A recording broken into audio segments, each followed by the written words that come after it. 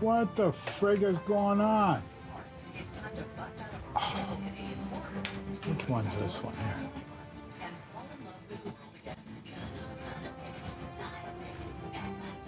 God. It's weird sometimes.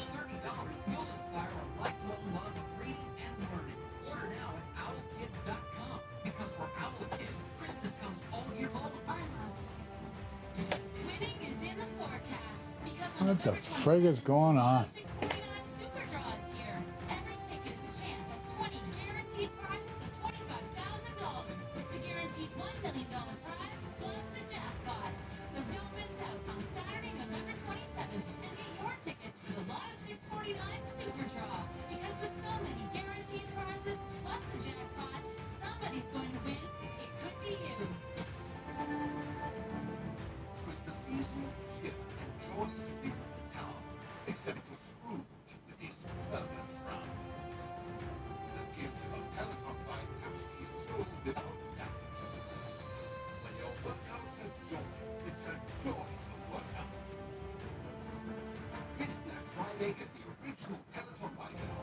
I don't know.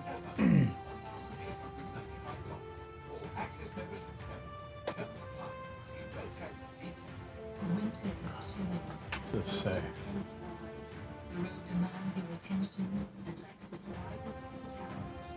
With an immersive driving experience like no other, a luxurious cabin designed around you, and all-wheel drive to take on the season. The only thing in your ships is going to show you the all-new Lexus. These are luxurious 2020. This is the latest combined with the payment systems, 268 years. This is Lexus GTA.ca. You got that upside-down teardrop? It indicates a place on a map. I've got a teardrop at the top of a pendant. When you look again, you don't see it. Precious. And that precious thing is exotic and rare and beautiful. An artisan created diamond. And then the person disappears.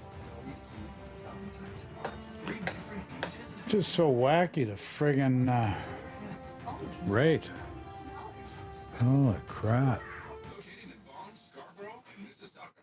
Try new Tim's espresso beverages for only $2 from November 15th to 28th. Made with 100% ethically sourced premium Arabica beans, customized and handcrafted just for you. At participating Tim's restaurants in Canada. Extra charges for modifications, terms apply. The new classical FM, playing the most loved music of all time and our time.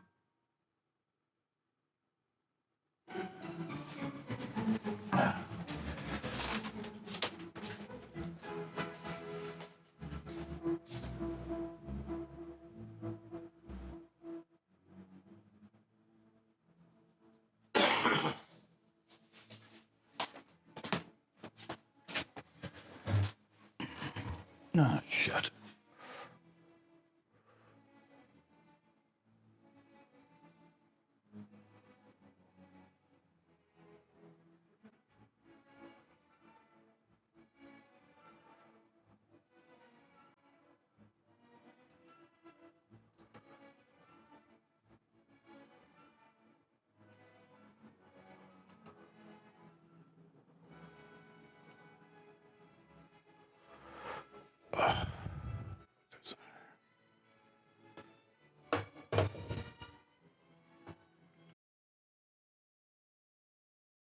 Check, check, check.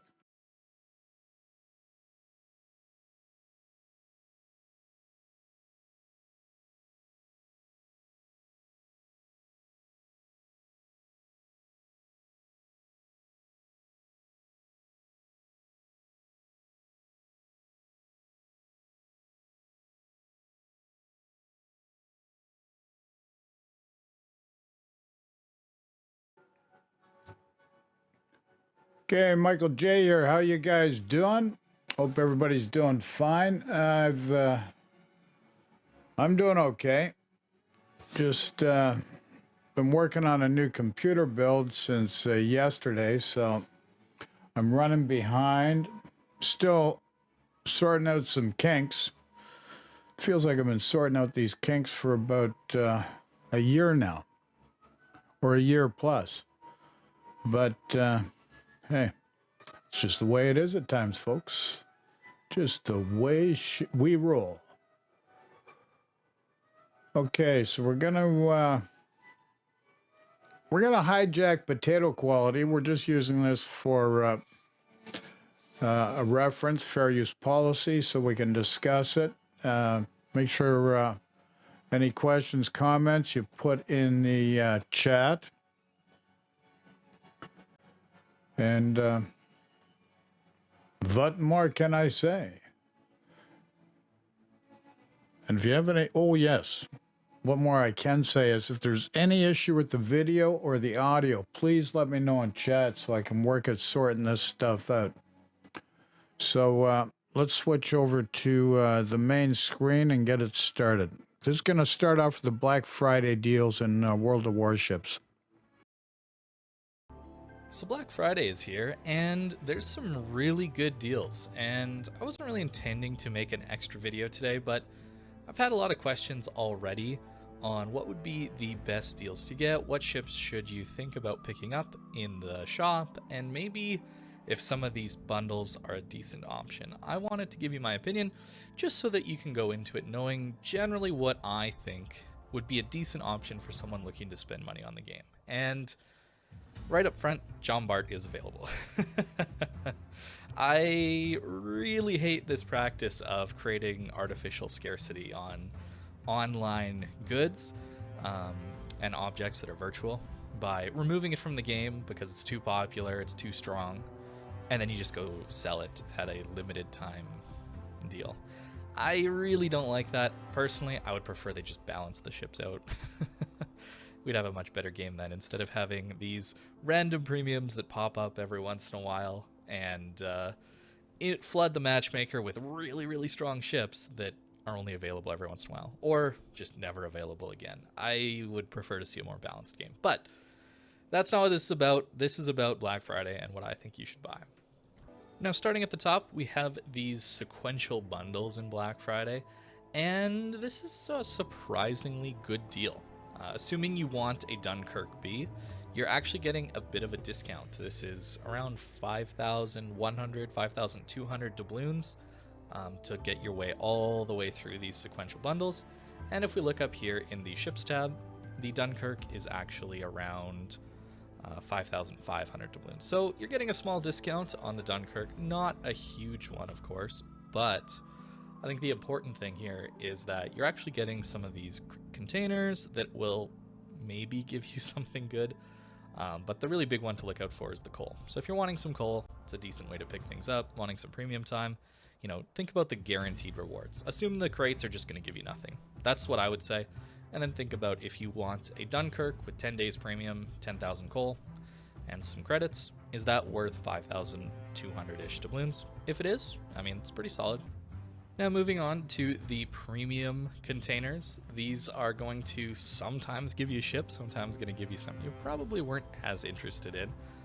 So for 1,250 doubloons, you're going to have a chance at some of these Black Friday ships. And you should know that it's a 12% drop rate. I really do appreciate Wargaming adding these drop rates. I'm not a huge fan of loot boxes, but at least they show you the drop rates and you have the option of buying these ships. So if you think about it, 12% drop rate, every 8 or 9 crates or so, you're going to potentially get a ship. And that's not how statistics work. That's not how it goes.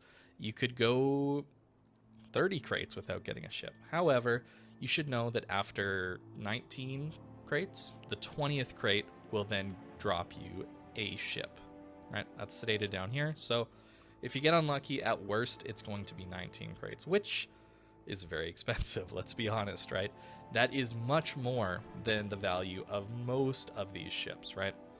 Assuming that it's around, let's say, 20,000 doubloons for 20 crates, you're much better off going for any of these premiums outside the Oceano, but I wouldn't get that here, honestly.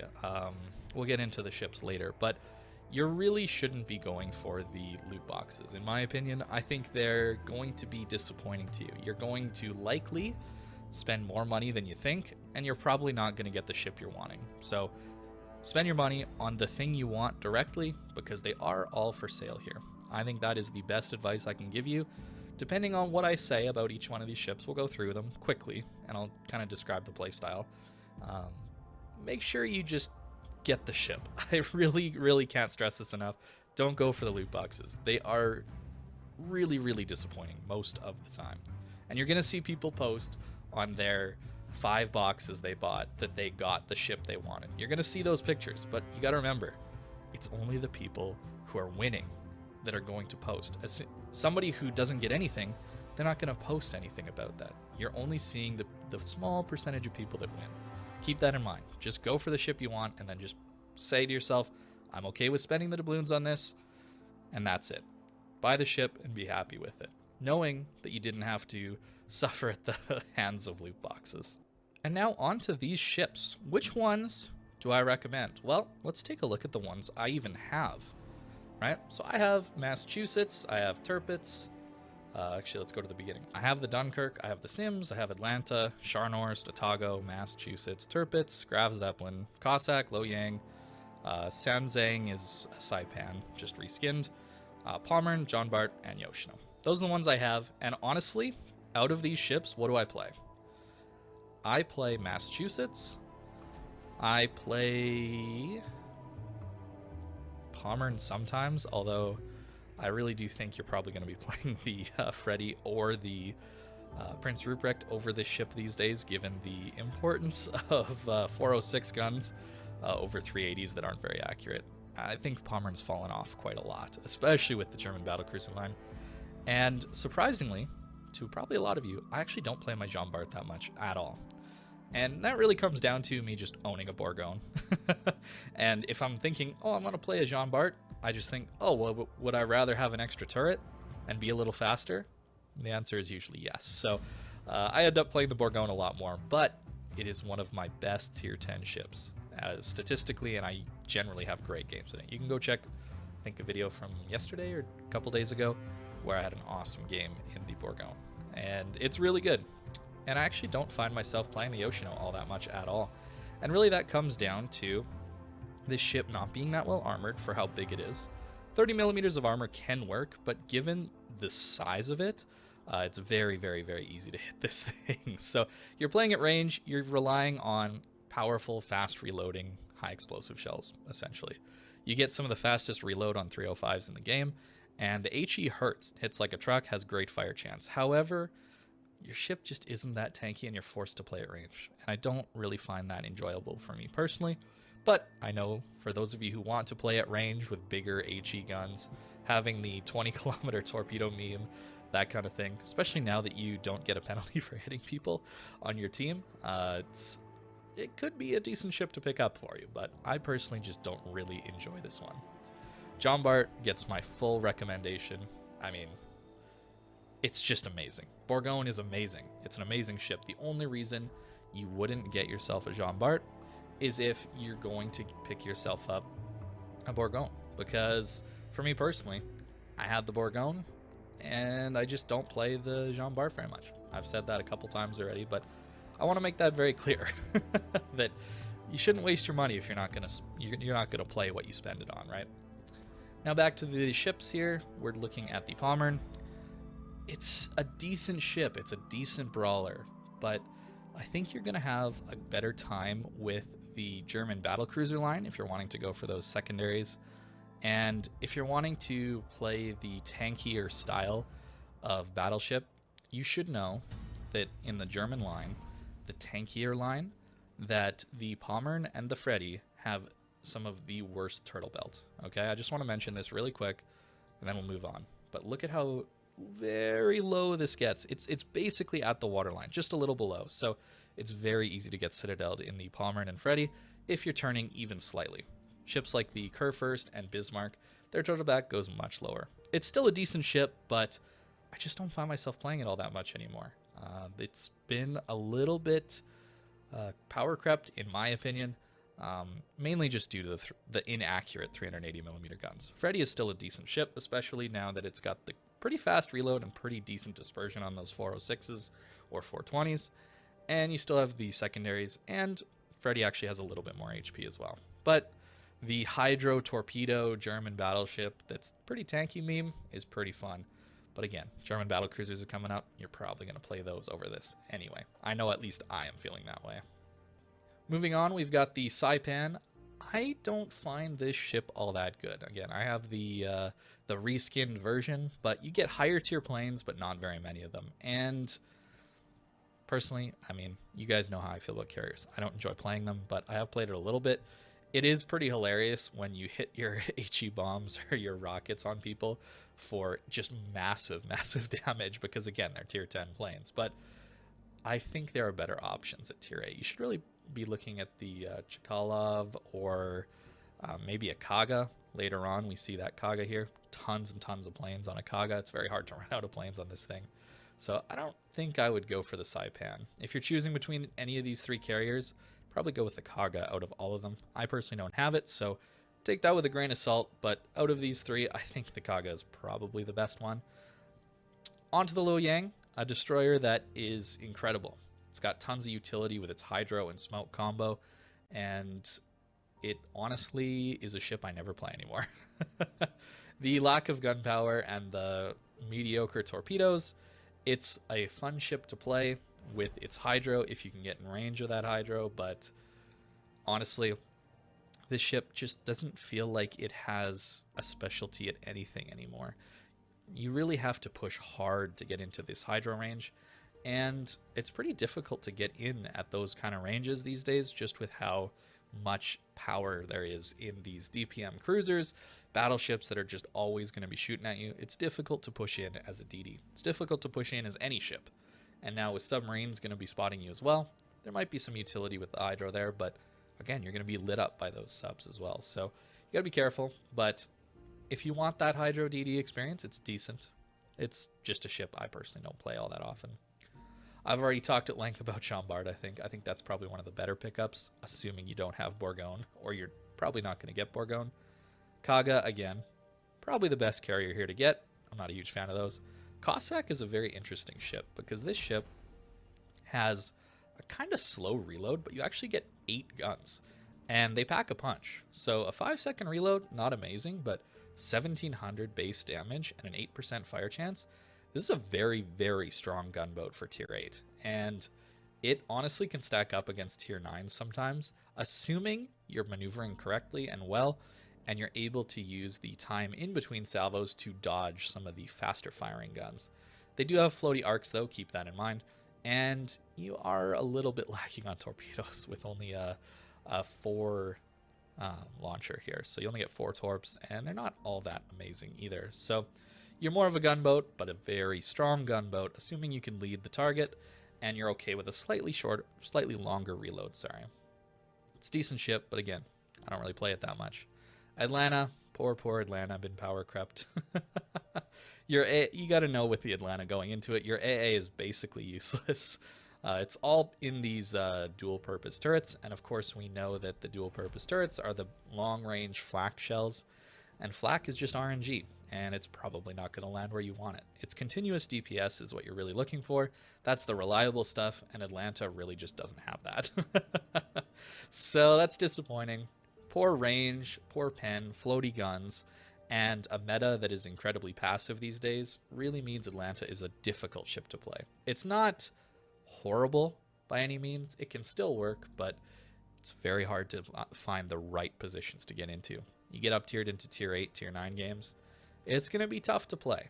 It's still fun. The DPM of it, the sequential fire, rainbow fire spam is pretty hilarious, but it's hard to play these days. Alaska, awesome ship. Honestly, super powerful 305mm guns, relatively tanky cruiser that has radar. This thing is very strong. It's been removed for a reason. It's incredibly popular for a reason. It's one of the better ships at tier 9. It still is, even like how people said when it came out, it still is that good. It's a great ship. I just don't play it all that often, but it is ship I still play every once in a while. The thing that's really nice about it, you have a 36mm deck armor. So assuming you're playing at long range, you can actually bounce battleship shells off of your deck armor. Of course, 27 mil sides, 28 really doesn't help you that much here.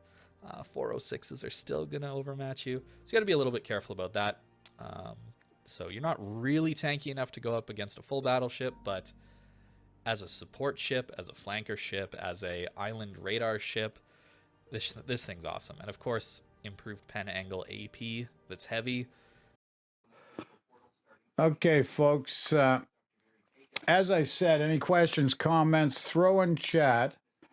And also, if there's any issue, and in particular, if there's any issue with the audio or the video, let me know in chat so I can work at correcting it. And we'll get back to the video. Thank you very much. That hits this hard, it's really good. They're floaty shells. You got to get used to that. But it's a very, very strong ship. Sharnorst, I think this is a fun ship, but I don't think it's any good anymore. As horrible as that sounds, these guns are just not good. the guns were bad when they were released, and they've just gotten worse. So I wouldn't actually buy Sharnorst. You should really be thinking about playing the Prince Heinrich at tier 7, the new German battlecruiser line. That thing is pretty solid. You got better secondaries, you've got better main guns, you got longer range torps. It's just a better ship, I think, than Sharnorst. So I probably wouldn't invest in one these days. But you know, it can still be fun. It's not the end of it's not the worst ship in the game, that's for sure. Sims is a ship that is a weird one. You get, well, only 4 guns, and you get some actually somewhat buffed torpedoes nowadays. They made the short range ones a little better. Yeah, so you get 7-kilometer range. They used to be a little shorter. The ship's gotten buffed. It's really, you're bringing this ship in for its utility. The long American smoke duration is incredibly nice to have, but you miss out on the gunpowder compared to Mayan, right? You're missing a turret, and your torps are decent, a different, interesting choice, but the ship isn't really that meta-defining. It's decent. You can use it as a gunboat. You can use it to knife fight people. It's incredibly maneuverable. You can see a 2.7-second rudder shift with 500-meter turning radius, 38 knots. It's very maneuverable. It's a fun knife fighter if you're getting into those close brawly fights as a DD. But I'd say those don't happen too often anymore, and I wouldn't really recommend you spend money on a Sims these days. It is relatively cheap, but personally, don't play mine ever, really. Massachusetts. Now, this is one that you're going to think I would wholeheartedly recommend, considering in the past I have said this is my favorite battleship in the game. However, you have to remember this ship has been nerfed, okay? The secondaries are certainly not what they used to be. You only get the old accuracy, the original accuracy this ship came with, after 45 seconds? Or is it 35 seconds? I actually forget. Of your secondaries firing. 45 seconds. So after the full 45 seconds and you have that main accuracy, then finally your secondaries are as good as they used to be when you just instantly clicked on someone. So I find it a bit disappointing, honestly. The secondaries feel pretty bad these days. Now, obviously, there are other benefits about the ship outside of secondaries. You got 406mm guns. Keep in mind that these seem to be much worse than something like a North Carolina, where their Sigma is much worse at 1.7 Sigma instead of 2.0. But the minimum dispersion value, so that's the best possible cluster you could have, is actually much better than the North Carolina. So you have lower lows and higher highs when it comes to how good your dispersion is. So it actually results in pretty decent salvos most of the time. You can't always count on it, but every once in a while you get some pretty solid salvos. So these are reasonably accurate 406s, and of course you get the incredible repair party that has a 40-second cooldown. I'm not saying this ship is bad by any means, guys, by the way. It's a good ship still. I just find the secondaries a little disappointing now that they've been nerfed. That's all. You should get it if you don't have it and you're wanting that premium American secondary battleship feel. If you're looking for that, you don't think you're going to get Ohio, Massachusetts is a solid pickup. It's very strong in those tier 8 games, and it really is able to carry matches through. It's just, for me, who's played with the old secondaries, a little disappointing. That's all. Now on to the Tirpitz. I think you should not get this ship. If you're wanting a tier 8 secondary battleship, just buy the Massachusetts. It's better. Better guns, better armor, better heal. The secondaries are probably slightly better on turpets because of that baked in accuracy bonus they've gotten alongside all of the secondary nerfs that have happened to the Massachusetts. So secondaries are a little better on turpets these days, I would say. Not by much, but a little better. And you have torpedoes. However, this ship has a tumor called a superstructure. And you die very quickly through this superstructure. Yes, you can angle, but people are going to get full pens here. It's very easy to farm you with HE. It's very, very easy to kill. And the instant you go broadside, while not taking citadels, you can very easily take 20 to 30k salvos from your other battleships at the same tier. So you're taking a lot of pain, and you're not dishing it out too well, considering these 380s aren't that amazing. They really are held back by their poor dispersion. That's really what it comes down to. I have much better games in Massachusetts from a main gun standpoint, from a tanking standpoint, and I find myself far more confident in a Massachusetts and much better off to carry matches out. Tirpitz is still a decent, fun ship. I'm not saying you can't have fun in it. I just think the Massachusetts is still better, despite what I just said about it. Now, Atago is actually the very first premium I ever bought in this game, and I think it is one of the best cruisers that I've played. Not the overpowered meta-defining cruiser, but I think this thing is just fun. It's got great concealment, it's got great maneuverability, and your torpedoes have great firing angles. That's something you don't really get on the Japanese heavy cruisers. These torpedoes fire forward, these fire backwards. It's just so comfortable to play. I really, really do enjoy this ship. You have a long reload time. That is a given. However, it's a bit of a bonus because due to your long reload, you get heavy, heavy alpha strike damage potential. And in that 16-second time, combined with your maneuverability, you can make it incredibly hard for others to hit you. The more DPM-focused ships at your tier struggle to deal with you just because even at 10, 12 kilometers, it's very hard to hit this ship when it's maneuvering. And even if you do hit this ship, there's actually the possibility you shatter or you bounce as a battleship player. 41mm deck armor means you're pretty safe at longer ranges. We talked about Alaska having a 36mm deck armor and how good that was for it. So a tier lower, a smaller ship, and one that's more maneuverable, it's very, very, very nice to have. However, if you're kiting away at this angle, and let's say you turn away, you have to consider that your citadel is actually stepped here. So you're going to eat citadels through here. It happens quite often to me when I'm not able to swing my angle in quite in time to make use of this good deck armor. You get penned right through here. 27mm overmatched by all 406 and above guns. It does hurt. However, it's a small target to hit, so it's not too likely. This ship is a ton of fun, and I don't play it very often anymore, but it is one of the more fun cruisers at the tier 8 mid-tier level. I really enjoy it, and that's all to say before you consider it has a heal. It's a tier 8 cruiser with a heal. I know that's getting more common these days, but this really was one of the strongest cruisers in the game back in the day just because of this heal, giving you that ability to take some damage, get into a pretty poor situation, and if you survive, you're able to still repair your ship and come back and fight. And it's not something every tier 8 cruiser can say. It's a great ship still. However, it's not the meta-defining ship anymore, that's for sure.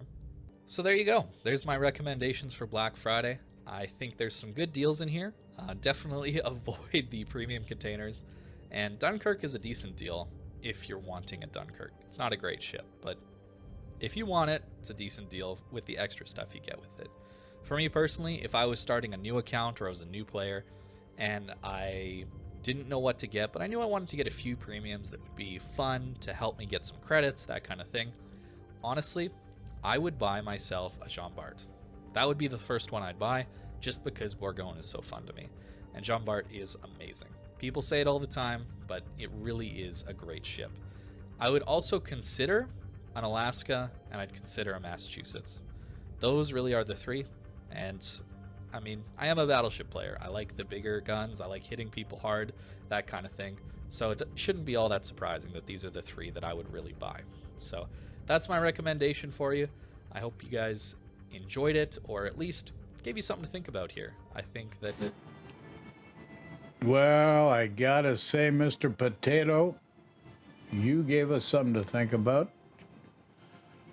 And well presented. Excellently presented. Like it. That's great.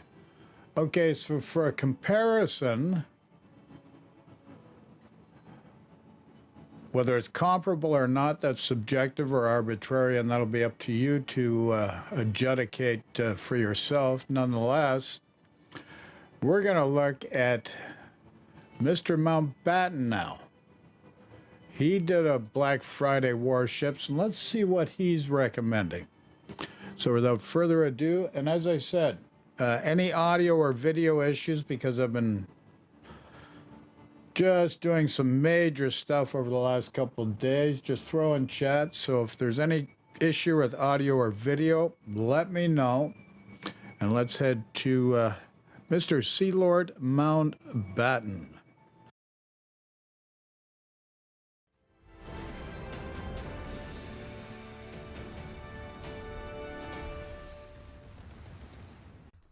Hello. Oh, and I'd also like to add that we are showcasing these people because I think they're decent people, and under the fair use policy. So we have a comparison, something to evaluate and figure out what's best for you. Not what's best for me, what's best for you. Okay, back to the video. Hello, good people of YouTube. Mountbatten here. And today, Black Friday has begun in World of Warships. I don't know. I must be Nostradamus or something, because if you guys watched yesterday's video, I said, it's pretty surprising that Black Friday is, well, this week in the United States, and the Black Friday event hasn't started yet in World of Warships, and I literally uploaded that video at 4 o'clock in the morning, and I think, like, almost at the same time, the event went live on the North American server, along with the video up on World of Warships' main channel. So, yeah, pretty freaking funny there. Good joke, Wargaming. Anyway, in this video, I'm going to go through and explain to you guys what you guys need to know for the Black Friday event, and my recommendations to you in terms of what you may want to pick up in this event. But anyway, let's go ahead and get into it. So first off, the event is active for 12 days by the time this video goes up. So you basically have this week and then halfway into next week to participate in this event. Now you can earn 2 types of containers in this event. You have the standard Black Friday containers, which you can earn through combat missions. But then we have, of course, the premium Black Friday containers that you can outright buy for dubs or money. And they have released the chances for the drop chances, I should say, for these containers. Apparently, there is a 1/16th chance you will get a ship. And shoot, on stream last night, we got the 25 bundle just to check it out and see what's up, and I got 5 ships in that pool. I got the Sims, the Atago, the Kaga, the Saipan, and then the Palmer of all ships. So yeah, I don't know if that was streamer RNG or what, but that happened. And even though that happened to me, I still wouldn't really buy the containers, because you're still gambling at that point. You can still see, well, you can see the chances now, which I'm very glad they went ahead and got these chances published for this event, because this is one of their big moneymaker events. It's based on loot boxes for the year, so I'm glad to see that they're keeping their word there. I would rather encourage you, if you did want to pick a ship up for Black Friday this year, just go outright and purchase them from the armory. You can see exactly what you're getting, and the discounts are actually pretty darn good.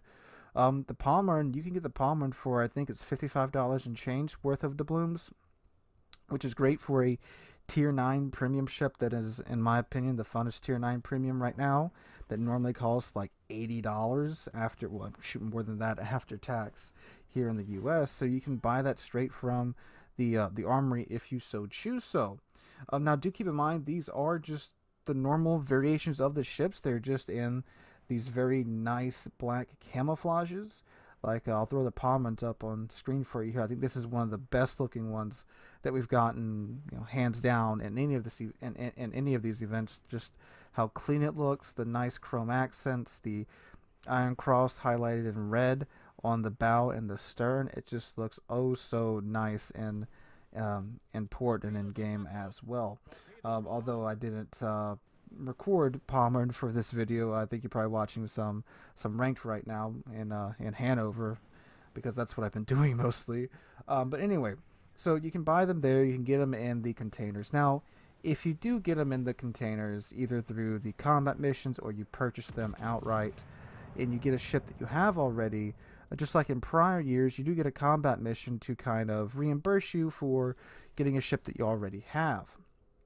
For instance, since of course I buy ships all the time to do reviews for the channel, I had most of these ships except for the Kaga.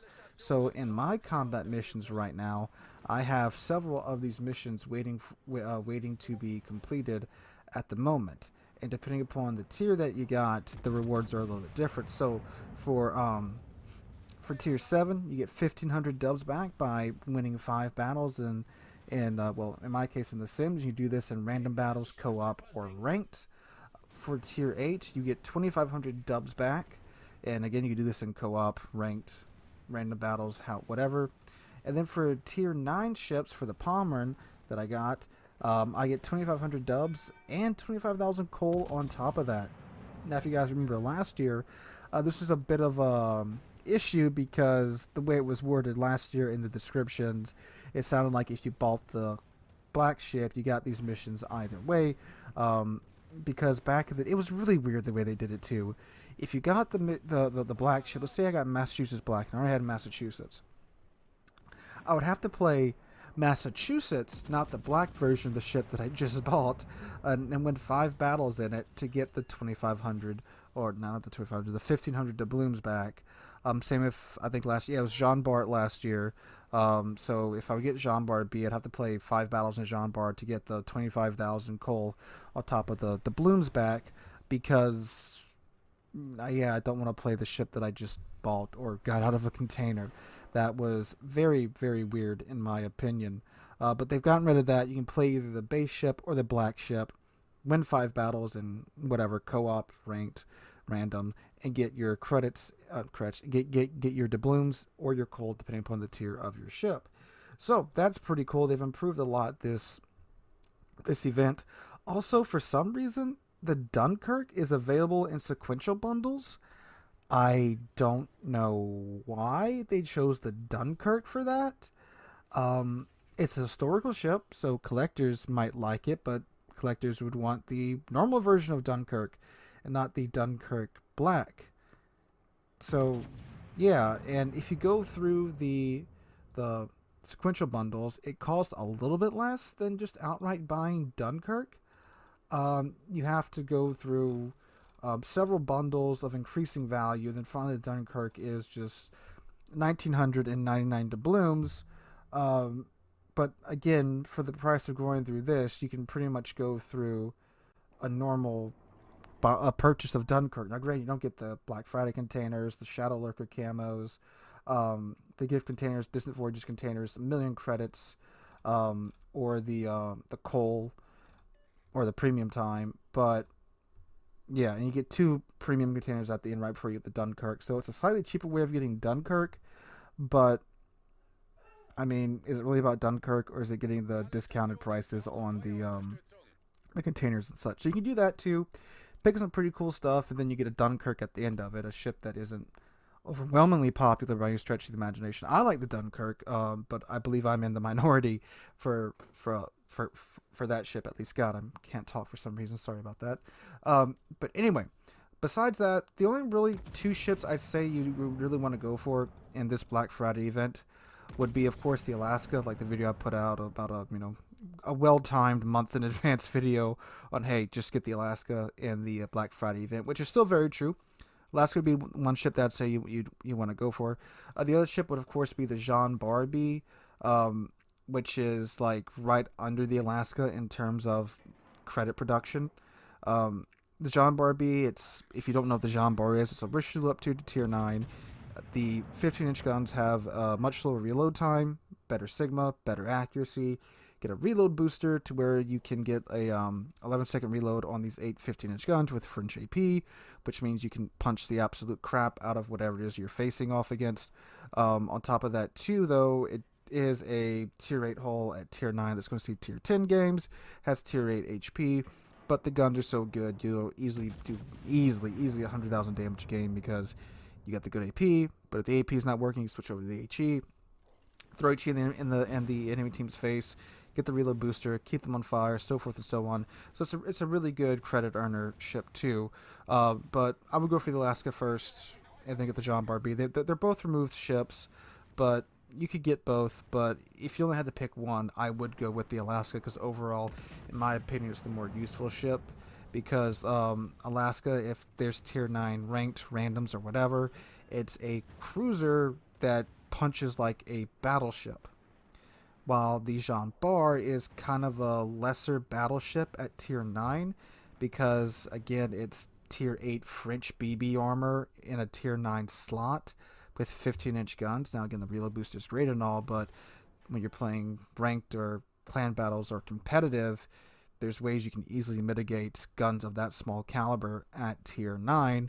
Meanwhile, the Alaska is, again, a heavier hitter for its weight class and, again, can tank a lot better for a cruiser than a Jean Bar can tank compared to another tier 9 BB. Like, let's say you put a Jean Bar and, this is a little bit extreme, but like a Soyuz next to each other, and the Soyuz can out-tank the Jean Bar, or you can take an Ismo, put it next to the Jean Bar, and the Ismo can out-tank the Jean Bar simply because of the increased HP and the better armor and all that jazz. So, yeah, I'd get Alaska, but if you don't want a cruiser, get the Jean Bar. Other than that, the rest of the coal ships aren't, they're good ships, don't get me wrong. Like, I'm not crapping on the rest of the ships, but those are the only two I'd say you should really take this opportunity and try to pick one of them up during this event. But again, overall, I would just buy what you want. Don't waste your time with the containers, because even though they seem to be pretty generous, you never know. Your friend might get 2 ships, your other friend might get 3 ships, I might get 5 ships, you might get no ships. At the end of the day, you're still spending your money on a chance at getting something rather than just buying what you need out of the army. That's my suggestion to you guys, and that's my overview of the Black Friday event. Let me know. Okay, there you have it. There's another point of view, POV, that's point of view, of Black Friday and the new ships.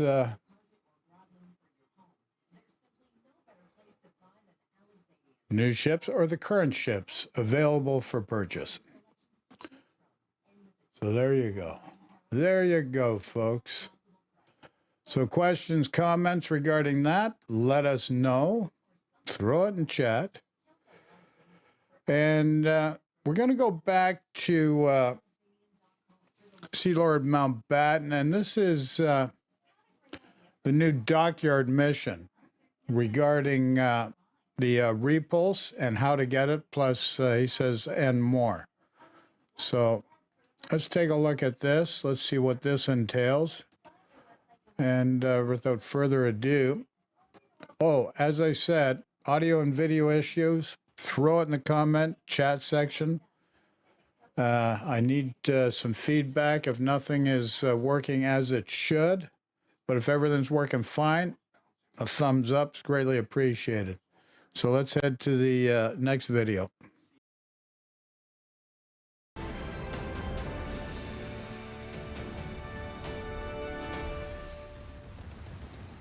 Hello, good people of YouTube. Mountbatten here.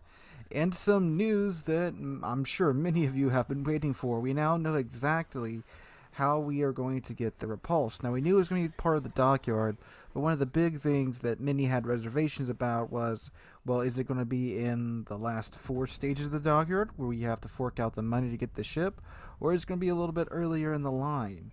And I'm very happy to report that it is in fact fairly early in the grind, well within the free to earn area of the grind for the dockyard. So we are going to go through this dev blog article. Actually, it's not a dev blog. What is this? A developer bulletin.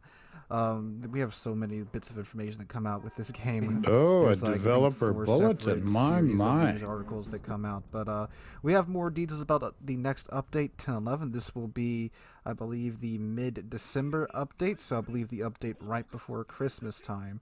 So let's go ahead and dive right in. Really Oh, interesting look at that the they've released torps. information about He's going to this. eat some torps. But What do you haven't think, said much folks? about Black One, Friday yet, which two. is 1 week two from for sure. today that this video is going up. Really, really, really peculiar there.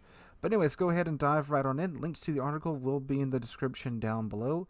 Any relevant images or artwork will be posted up on screen for your viewing pleasure. But if you want to read the article along as I read aloud, again, link will be in the description down below. Alright, let's go ahead and get right into it. So Dockyard, in Update 10.11, you will have the ability to start building new British battleship, the Marlborough, on the Clydebank Dockyard. She is based on a 1947 project with some of the design solutions borrowed from the Vanguard class and King George V class.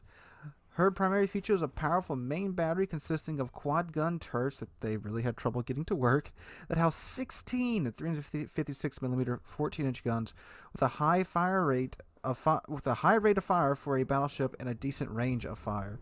She has good speed, maneuverability, and concealment, but her armor is not as sturdy as that of her counterparts, and her firing accuracy is low.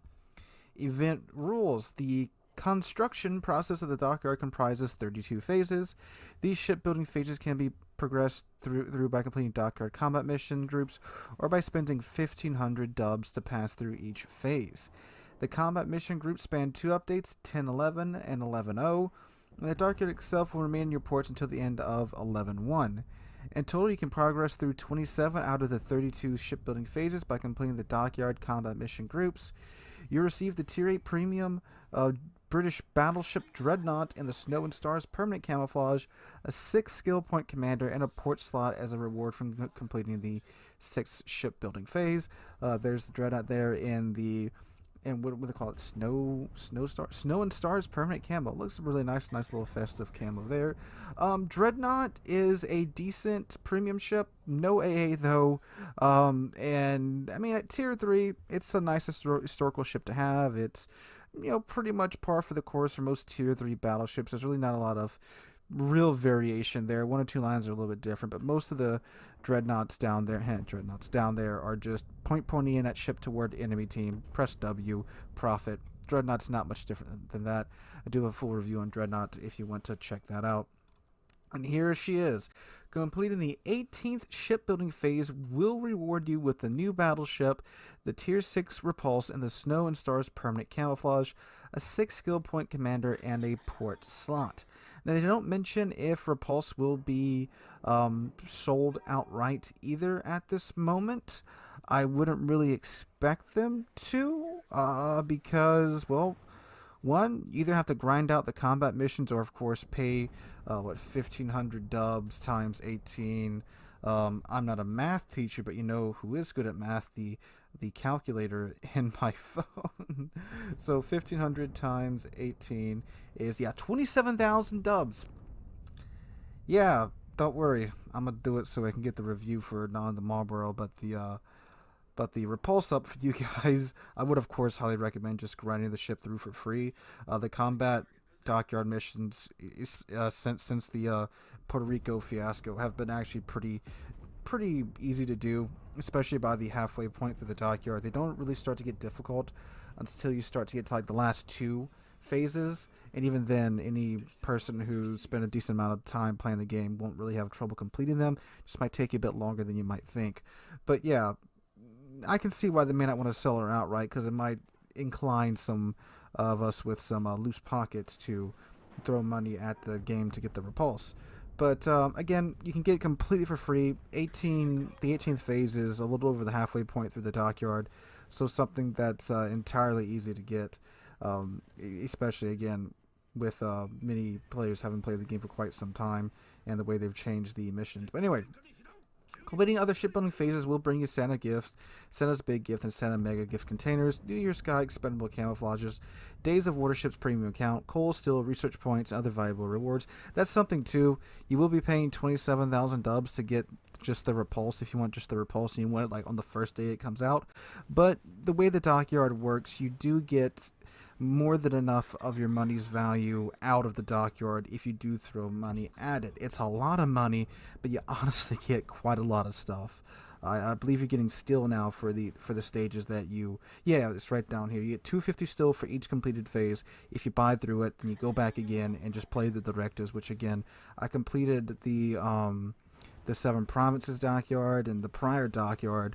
I of course bought the ships to review for you guys, but when I just played the game throughout the course of me playing the game, this is during the the school year when I'm working full time, I still completed each dockyard with plenty of time to spare, especially since they extended the time that the dockyard's in our ports for. So, it's kind of worth it to go through it, but I wouldn't recommend it unless you just got a ton of disposable income and you're fine with that. But anyway, again, if you complete the 30-second shipbuilding phase, you receive the Marlboro with the war paint camouflage, a commander with 10 skill points, a port slot, and a commemorative flag. I actually like the war camo for the Marlboro this time around. Now, the war camos they give for these dockyards, they're normally very extravagant and gaudy in some cases, but they look really cool. There's a lot of little detail on them. And the Marlboro's one just looks incredibly clean. I really wouldn't mind having her in that like pristine white camo without all the dressing up, but she looks really clean. I like the way it looks, like the banners going up and down the side of the ship and all that jazz. Alright, like I said, if you do pay through the dockyard, you will get 250 steel for each completed phase afterwards. On the public test server, you can receive, but you can't play them. Okay, you can't play the Repulse and Marble into Battle on the test server. Alright, New Year's celebrations, another event. We have prepared loads of activities to celebrate the new year, the New Year's Eve competition, a festive collection, new commanders, and heaps of other rewards. New Year's Eve. One of the primary features of our New Year's celebration is a temporary event called New Year's Eve. This competition is being organized by 3 snow giants who were brought to life by magic stars. Each giant has his own responsibility in the New Year preparations. Help them contribute to the celebration. New Year's Eve is similar to the Aircraft Bureau's rivaling the Battle of the Beast event with minor interface improvements. Updated the tooltips on the team selection screen and above the mission cards. Added the display of the previous day's winning teams on the event's main screen. So it's just like the Battle of the Beast and the Soviet CV event too, so pretty straightforward here. The rules. The event starts 2 weeks after the release of the update and runs until the end of update 10.11. It is divided into 4 stages, with each stage running for 1 week. Once a week, you can choose one of the 3 teams named after the magic stars, Modus, Certain, or Myrna. Okay. During the event, you need to complete personal missions that are issued daily to all participants. The missions can be completed throughout the day in random, co-op, and ranked battles. Completing the missions will advance you through the personal and team progress bars and unlock rewards. Each team offers different unique rewards, such as themed commanders, snow giants with 6 skill points, and the Omaha, Jaguar, or the Conte de Cavour in the new Snow and Stars permanent camouflage. The first time you earn a unique reward from any team, you also receive the New Year's Eve achievements. Other rewards include a new temporary resource, Sinterklaas tokens, Christmas and New Year's in the Navy collection containers, and New Year's Sky expendable camouflages. Okay, so that's that event. Some interesting looking camos there. Again, what they call it? The Snow and Stars camo. Very clean looking. I do like it. New Year's Sky camo. Just a little bit of a normal event camo. Nothing too special. Well, not normal event camo. Normal temporary camo. Nothing too special there. The Christmas and New Year in the Navy collection. The festive collection is dedicated to New Year and Christmas traditions in the Navy. It consists of 4 pages with 6 elements on each. The reward for completing each page is 1 day of Warships premium account. The reward for completing the entire collection is a Santa's Big Gift containers. Alright, there's the collection. Collection elements drop from Christmas and New Year and the Navy in the Navy containers. These containers can be obtained by participating in the New Year's Eve event in exchange for Sinterklaas tokens, credits, and doubloons in the armory, and they've updated the container screen there so you can watch in a very nice screen when you get your Makarov. New Year Fleet and update 10.11 5-themed combat mission groups will be available to you. The reward for the first group is a New Year permanent camouflage for Tier 8 ships. Completing groups 2 through 4 will earn you the Vesser, the Tier 6 German CV, Fubuki, the Tier 6 Japanese DD, and Ismail, the Tier 6 Soviet battleship. This nose and stars permanent camouflage, as well as commanders with 6 skill points. The reward for completing the last combat mission group is the Tier 6 Dutch cruiser, the Kijgejoen,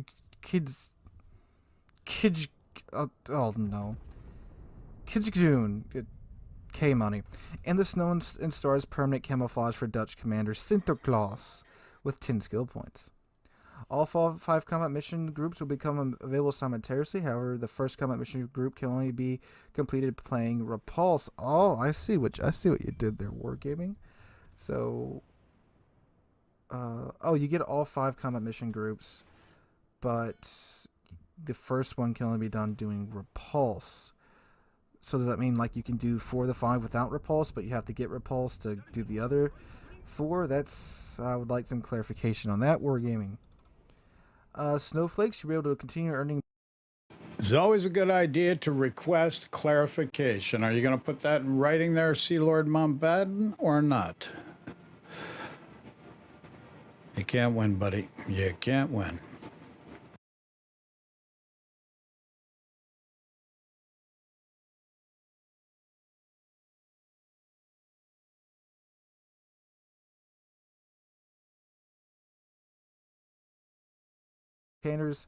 The bonus for combat results can be obtained by either scoring the first victory or earning 300 base XP playing a ship.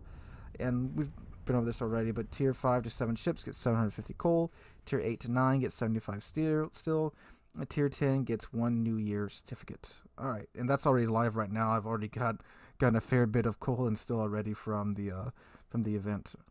London got decorated for New Year's. That looks pretty nice. Oh, I like the big nutcrackers. That's nice. German battleships. So the German battlecruiser line will be going live in update 10.11. Finally, we can.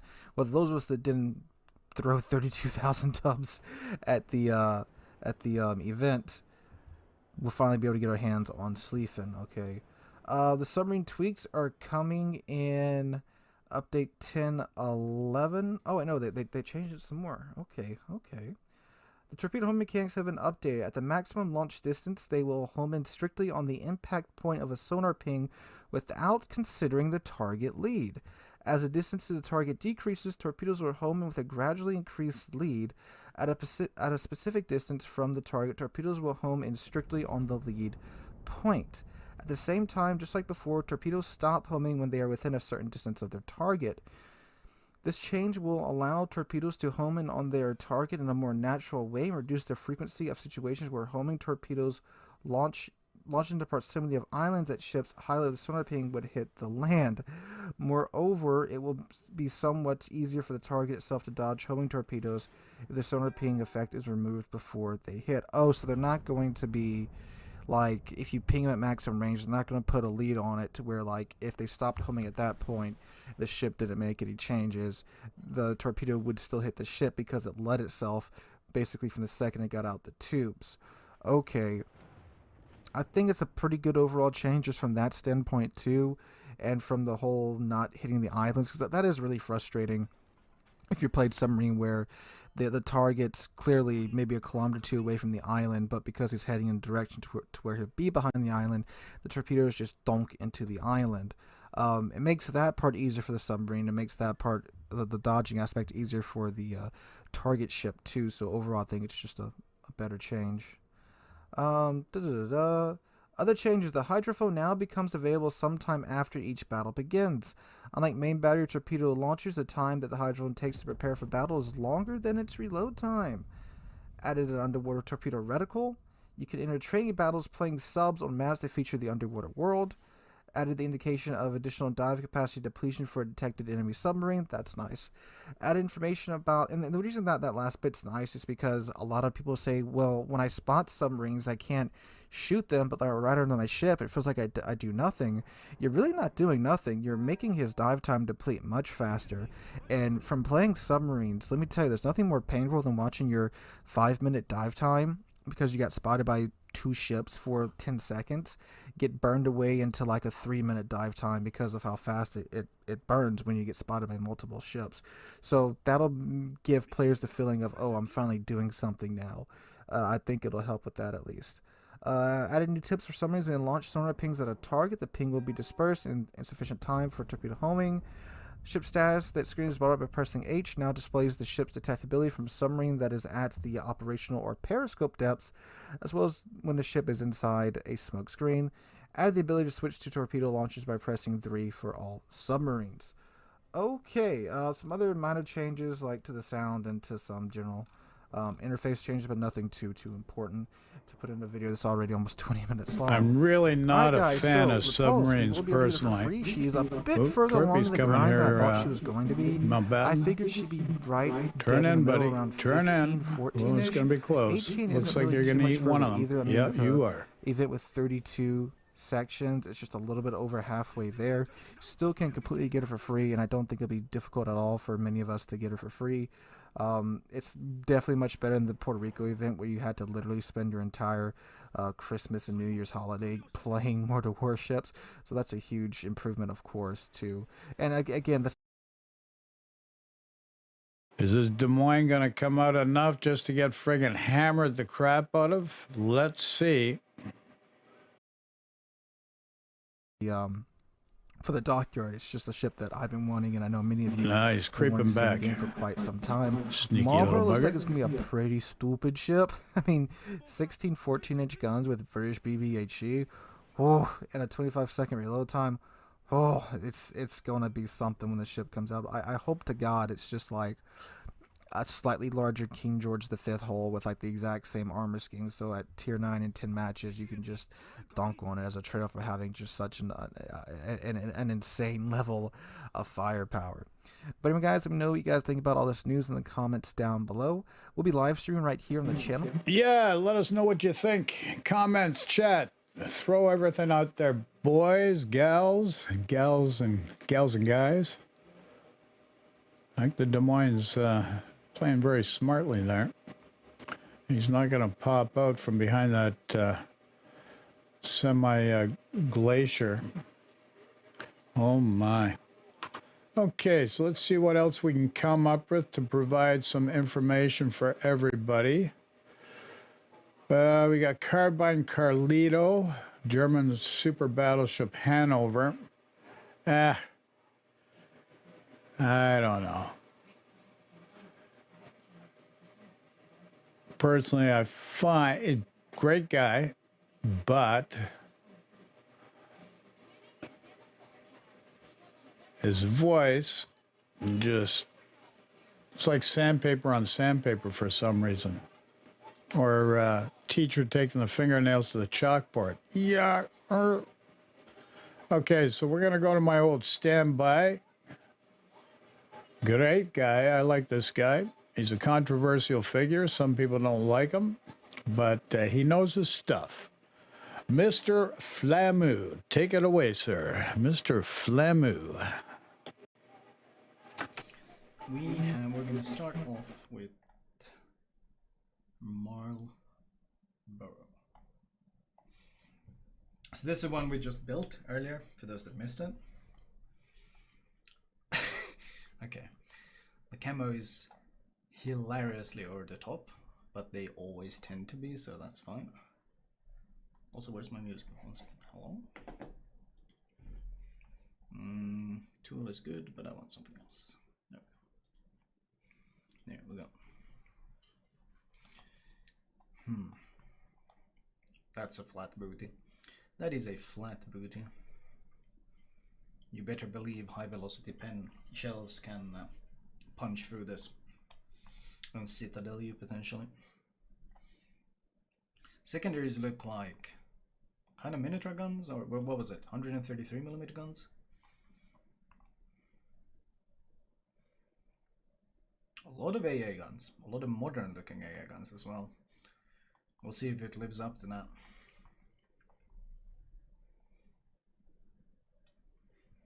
The camo is pretty ugly. It is pretty ugly, I'm not gonna lie. Okay. We can use this captain. He can be our test guy. We'll just spec this so we get to see the conceal without fiddling with the numbers too much. Okay. Equipment wise, very straightforward. Standard damage gun, standard heal, not a super heal. Interesting. Armor 32, 32, 32. So coated in 32, very Royal Navy-esque. Citadel armor. This is an exposed citadel. 381, that is holy shit. Okay, this is all citadel armor. Jesus. That is a lot of citadel armor. Holy shit. Good lord. Bro. Okay. Okay, so this is the Marlborough, which is a Tier 9 British battleship. And what do we have here, folks? What do we have here? It looks like a lot of friggin' guns. Let's see what Flamu says.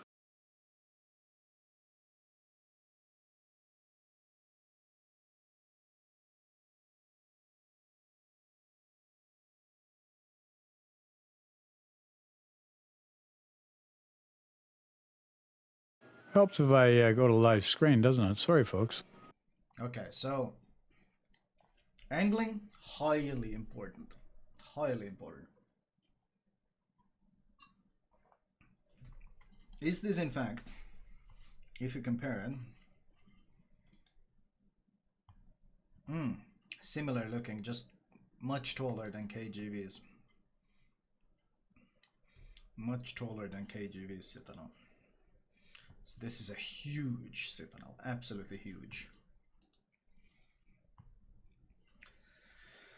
Let's see, 4x4, 25-second reload, that is very fast. 4.8 kHg with 24% is actually terrible. Especially the fire chance is terrible. That's almost cruiser levels of HE. Like in terms of fire chance. 4.8k isn't impressive either.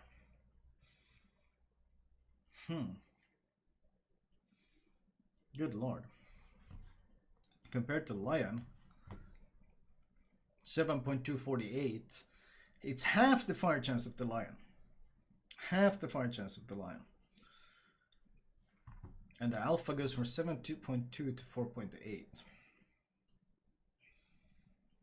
Is this, let's see, 757 initial velocity, MK6B.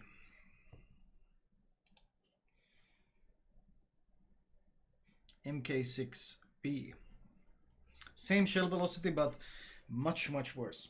Much worse numbers. So it's these shells, but incredibly nerfed.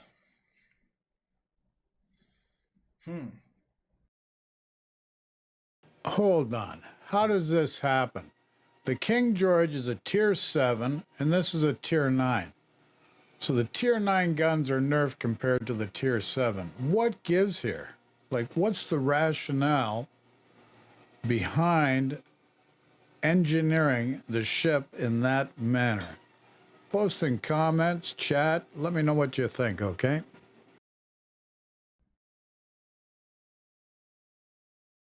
See this a lot with wargaming, like they're like, we're gonna make this battleship with huge amounts of guns, and then we're gonna nerf the reload, the dispersion, and the gun alpha, so it actually doesn't feel like it has a huge amount of guns. Like, it's always like the kind of nerf thing. Well, let's interesting. AP, is it standard? Looks like a 7B. Is it Duke of York? Does it have improved pen angles? Does it have improved pen angles? I don't think so, right? Do we know? Let's see. I want to check. Let's see. RT fitting tool. Let's see. Ship comparison. Fitting tool. Test ship cruiser. Okay, premium cruiser. Shit, where is it? Oh shit, it's I'm an idiot. It's a battleship. Marlborough. Okay. Standard pen angles.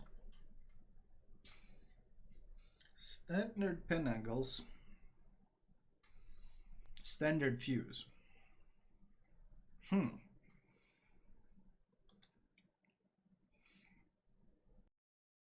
don't know what website that is that he's using there, but that looks like a wealth of information. He's got a treasure trove here.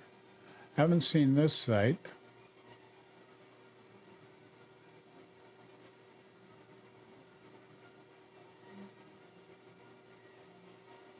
This is on Reddit, I think, by the looks of it. Are we able to tell? Edible bug. How to get this site? Let's go back a little bit. Okay, let's go forward and let's see.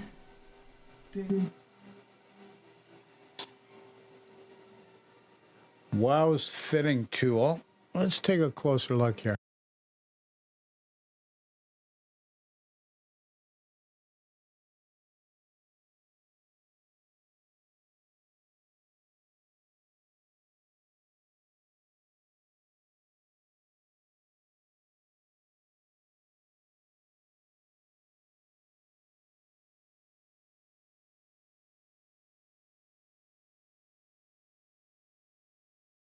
Gonna have to go back to that, not able to pull it up, but that looks like a pretty cool site full of information. Absolutely. It's starting fires.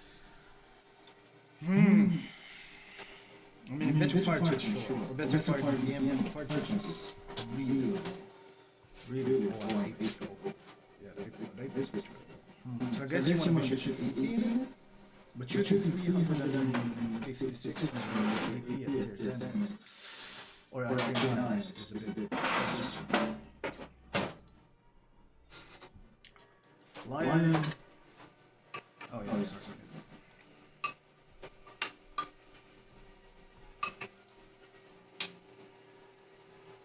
Lion is still junk, so it's still much worse. Lion is still much worse. It's nearly junk in terms of junk.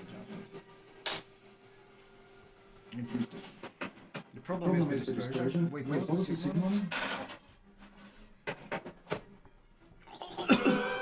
What? Wait. Does it have battle cruiser dispersion?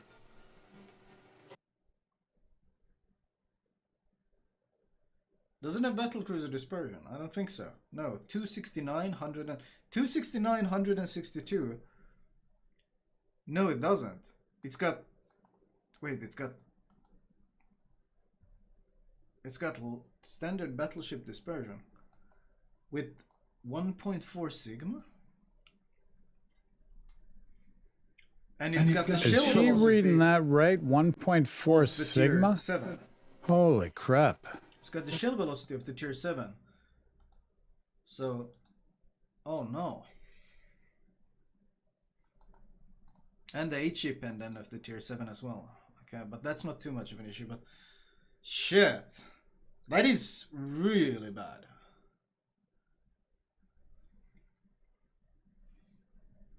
That is really bad. 1.4 sigma. Like, what gives here? And if he brings up the Sevastopol, which is Russian, this is where people come into the Russian bias here. And we'll see the difference. Take notes. This Marlborough, tier 9, got tier 7 guns, basically. As a matter of fact, the tier 7 may be better. And the other thing is a sigma of 1.40. Like, come on, that's just utter crap. Like, it's really pathetic. That is bad. Holy shit. That's actually terrible. Yikes. You can slot reload mod on it, which is an advantage. But that's a pretty oof. Secondaries are bad. Only 22mm pen. Wait, why do they only have 22mm pen? They don't get the quarter pen buff? Is that intentional? They don't get the quarter pen buff that the main guns do. And no super heal either. And no huge sit. So, wait, what's the concealment? 13.4. That's not that special. Maneuverability. That's not good either. That is literally significantly worse than Lion's. Lion has the same conceal, but handles better and has a super heal. And has much smaller citadel. Much smaller citadel.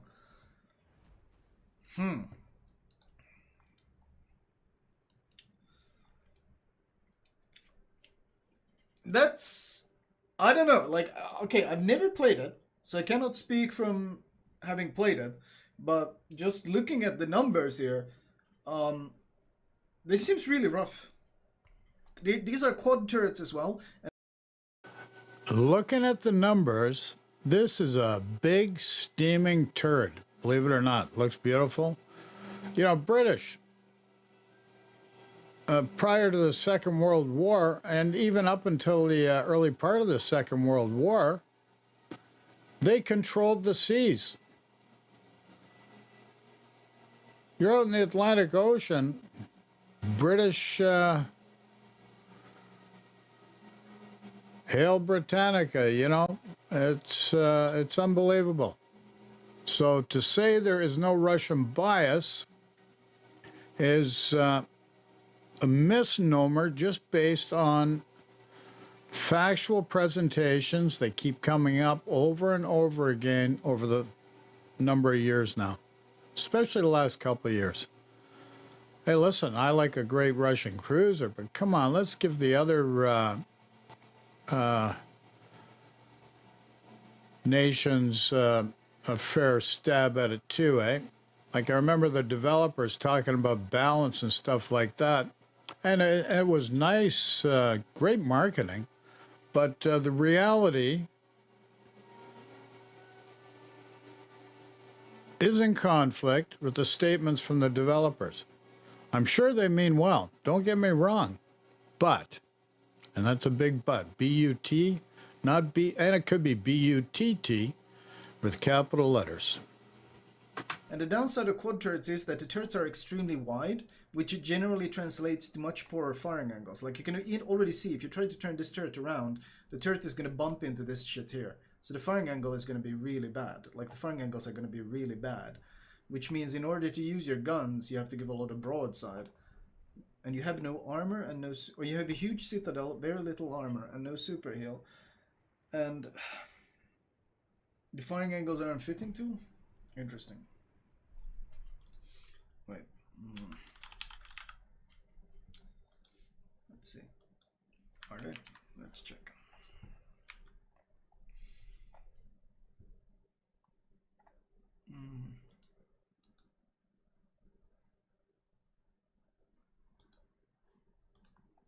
Can we see sector here? 42. 42. Lion has notoriously bad firing angles, and it sits at 44. Holy shit.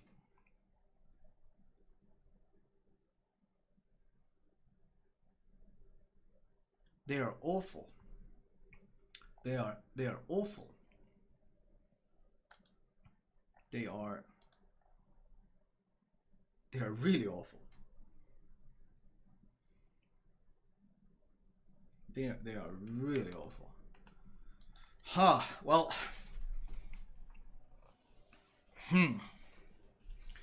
Yeah, I don't... I'm trying to look at the positive. I'm trying to look at like what the upside is here. Maybe it doesn't have like a lot of AA. 7.75%. That's not good. Medium range is good, but long range is terrible, and it's only 3.5 range, and stuff like Nakimov won't even enter that area, so...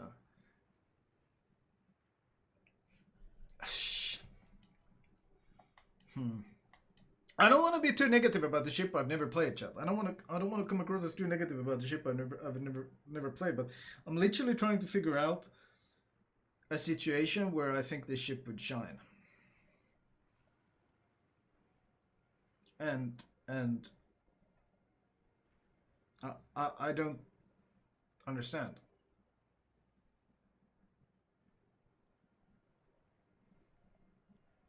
Like, I don't know what this ship is supposed to be good at. The AA is poor. The armor is poor. The Citadel is huge. The health doesn't stand out in any way. 76k with no super heal. That's with nothing special going for it. The gun angles are terrible. The Sigma is 1.4. The reload is good. The reload is good. It does reload. I mean, the HEDPM is good. But the problem is, of course, it's battleship dispersion with 1.4 Sigma. So the actual DPM that you're of the shells that you're going to be landing is probably going to be terrible. So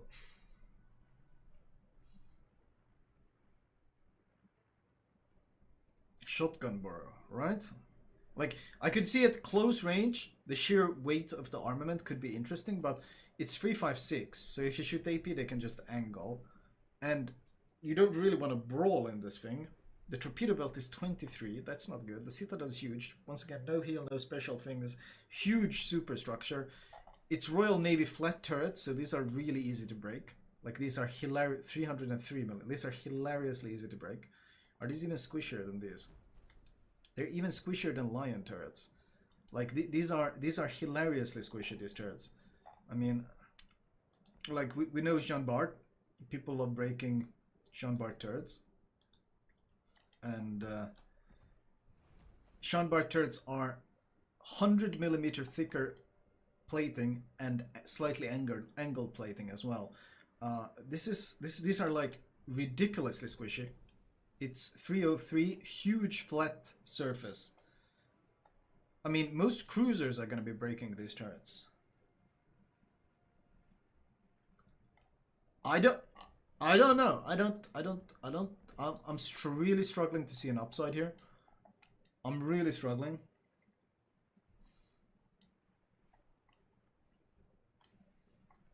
I don't know. It just... I'm sorry, but this ship just looks junk. It looks really bad. Petra will destroy these turrets, yeah, easily. Easily. I mean, yeah, most, I think, Divine and shit at close range will break them easily as well. 303 flat surface.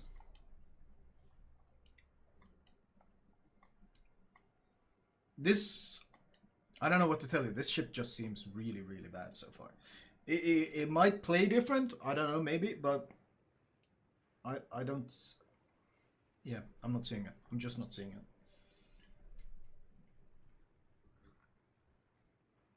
it. You gotta understand, like, if a Petro pushes you in this thing, you can't even shoot the nose with AP. Because, the vulnerable part of Petro nose is 25, and 356 literally only overmatch 24mm. So even light cruisers will be able to go nose in on this thing. Like, even a Seattle can go nose in and tank your shells.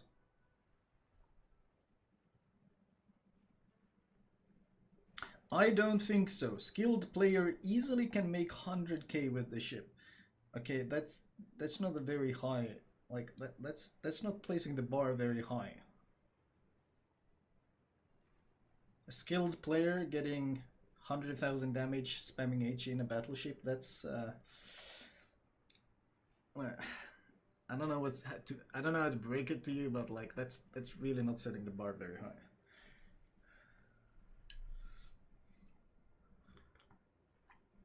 In fact, if the best players, if skilled players can only get 100,000 damage in this, then that's a tragedy.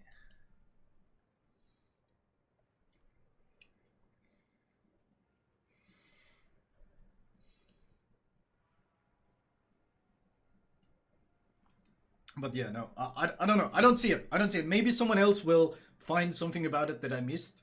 Something about it that stands out. But for me, issues here are firing angles, accuracy, lack of both HE alpha and AP match, lack of health pool, lack of survivability in general, no special conceal, AA is terrible.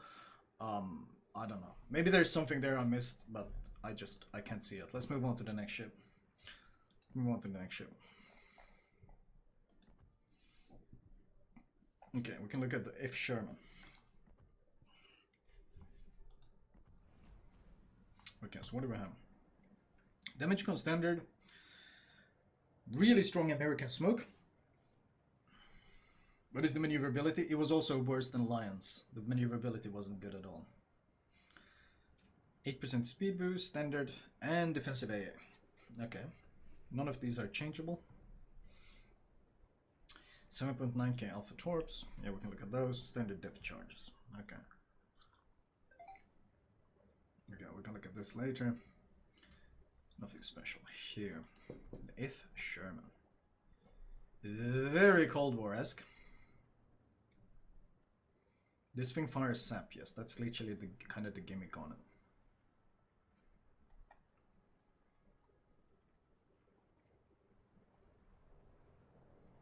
Forrest Sherman.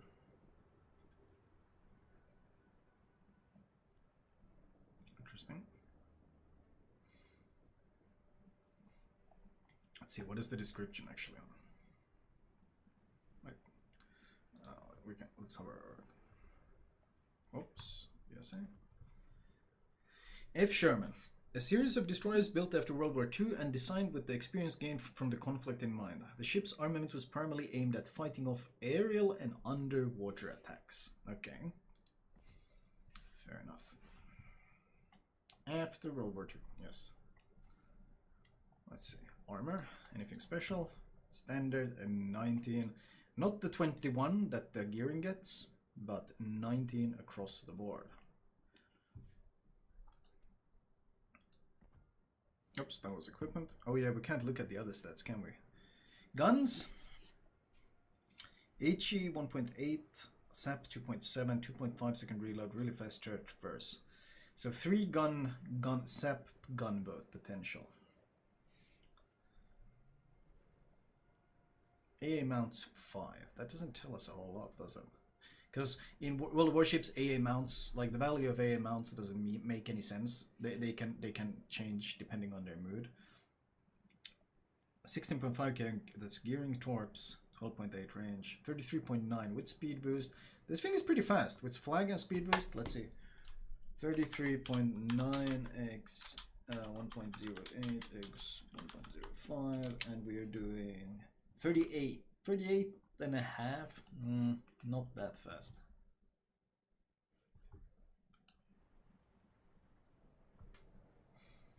What's the DPM on it? Does it? I mean, the reload seems pretty long, especially if it's American guns, so the shot arcs are going to be poor. What is the DPM on this thing? Oh. Okay, let's see. What is the DPM on this thing? Fitting tool. USA test ship. Destroyer? Oh, it's not here yet. Really? Oh, they don't even have it here yet. Unfortunate. But that looks like really poor DPM actually. Around 200k. What's the SAP DPM? Wait, is that the SAP DPM? 200k. That seems really bad. That seems really bad actually. And the torp tubes are, yeah, look, it's 2 torp tubes per side. 2 plus 2. They look really rigid as well, so I don't think there's a whole lot of flexibility in the launching. These look incredibly rigid, in fact. I don't think they can move much at all. I think they're going to be quite rigid.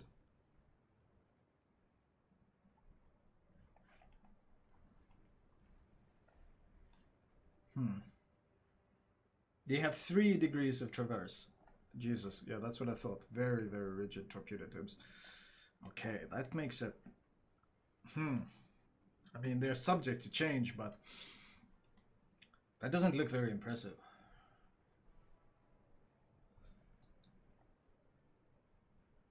Single gun turrets, yeah, the dispersion might be a huge issue. We'll see. I mean, this one is very early, and things like reload is something that's very easy for them to change. They can literally just go into the they can just fiddle with the numbers as much as they want. But it's supposed to be an AA ASW ship, so obviously the things that they're probably gonna try to make stand out is the ASW damage and the AA values.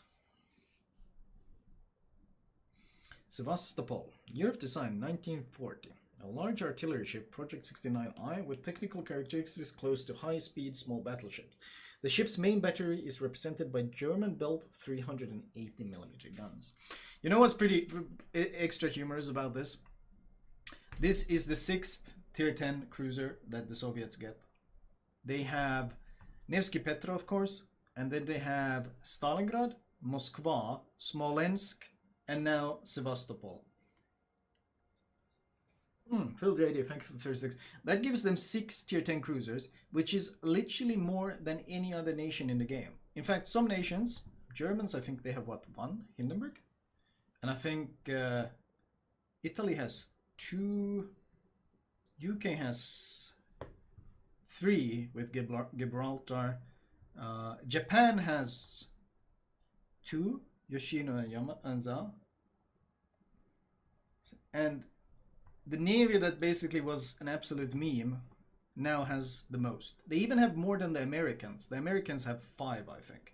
Worcester, Des Moines, Salem, Puerto, Austin. That's 5, right? Okay, here's the thing, folks, and this is what I'm trying to make a point about. The United States and Britain pretty much lifted the world in World War II. They carried most everything in World War II. It took a while for the Americans to get in, but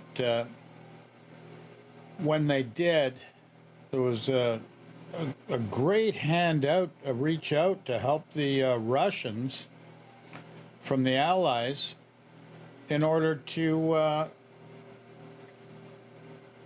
provide another front.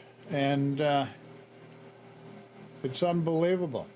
Without the Allies, the Russians may not have pulled it off.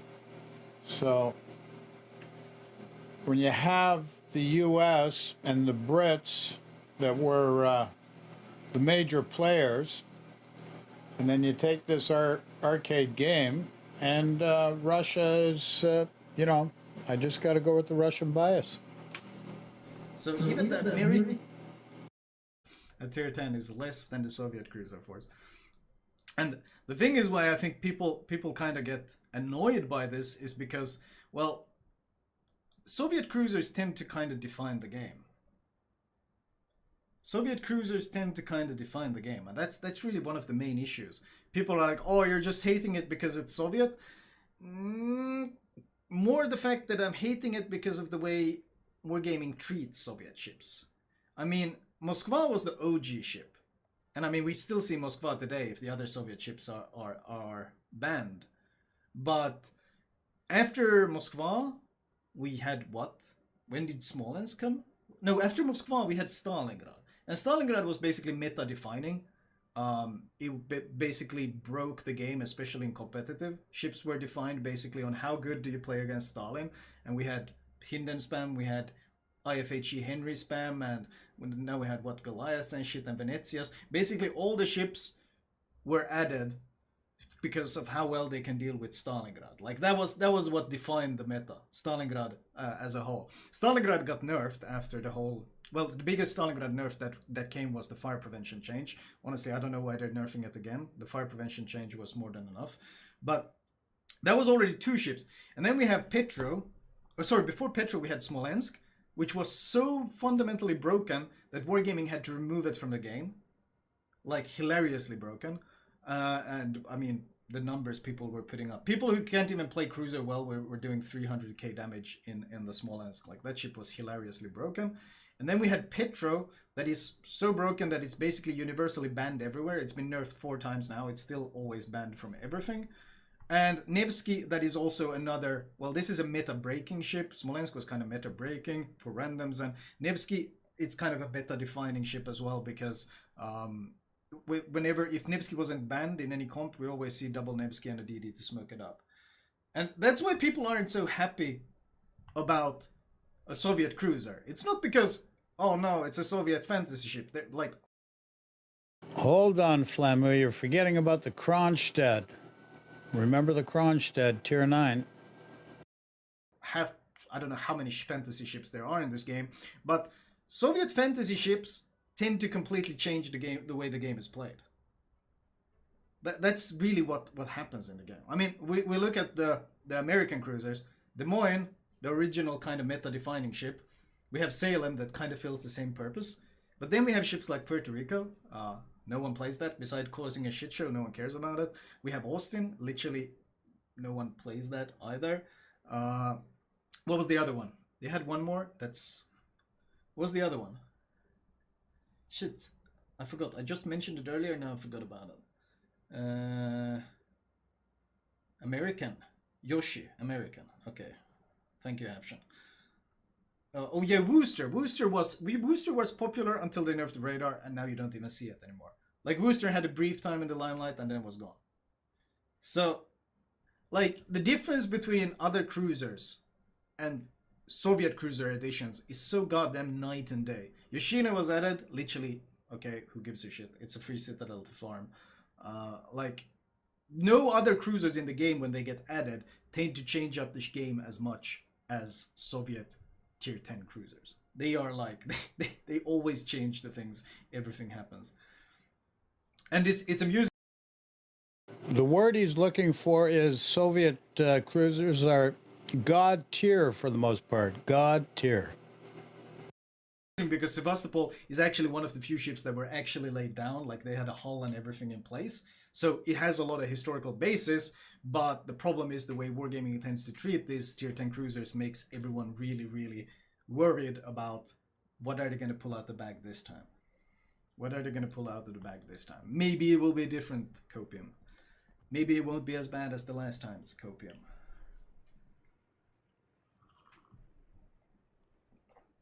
"26-second reload, 36-second, 380mm guns, 62.6k health." Okay, a lot of AA. They get a lot of really good AA on this. I'm hoping the armor and survivability won't be so absurd on this one, because I don't want another Petro. Like, Petro is such a terrible addition to the game. 19.1, 33.5 knots with speed. Isn't this kind of like a super cruiser? Okay, interesting. Fast reloading damage con. Only 3. I wonder if he's going to pull up the Sigma on this ship. It'd be really interesting to see what the Sigma is on this ship. That's what I'm interested to find out. What's the Sigma going to be on this ship? Hope he brings it up. For 5th. Defensive AA, interchangeable with Hydro. 20% speed boost. Uh-oh. Okay, 20% speed boost. So wait. This thing did what? 33.5. 33.5 x. So this thing can do 42 knots with speed flag and whenever the speed boost is active. 42.2 knots whenever it pops speed boost. Okay. So 42.2 knots with 3 8mm guns. Fair enough.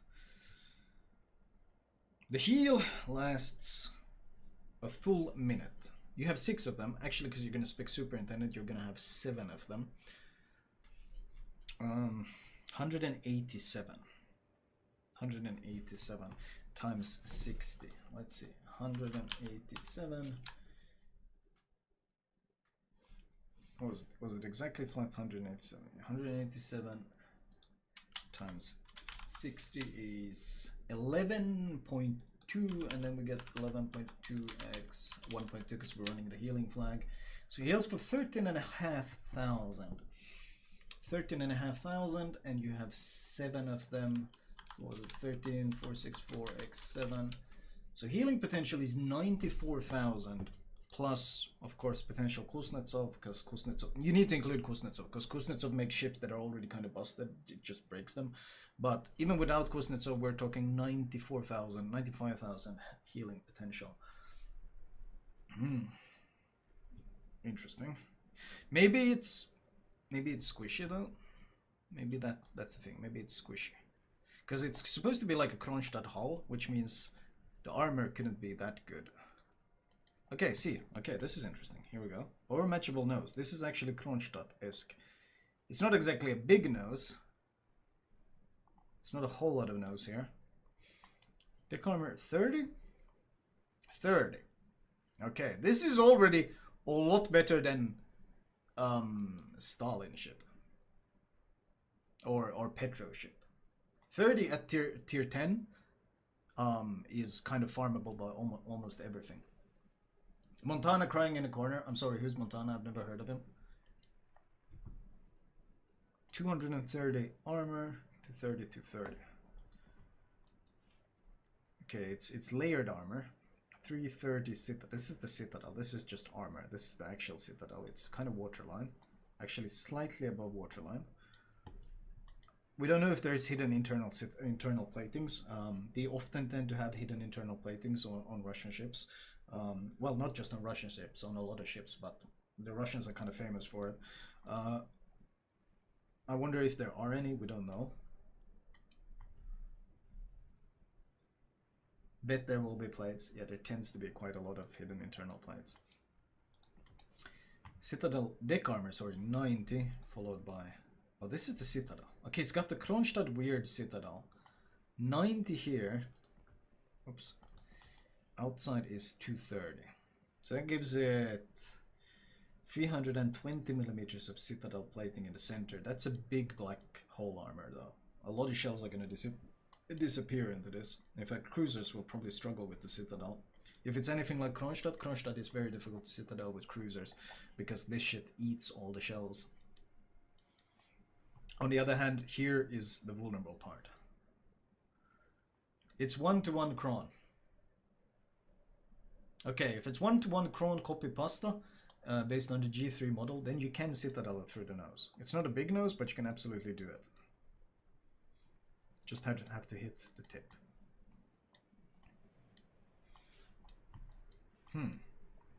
Interesting. I wonder what the other values on this ship is. Apparently it gets the German 380mm guns. You might recognize these from the Bismarck. They're standard like German 380s, but it gets them with a twist, which means I think it was improved pen angles and short fuse, aka basically German guns but better. And it's gonna be battle cruiser dispersion as well. Siegfried guns, yeah.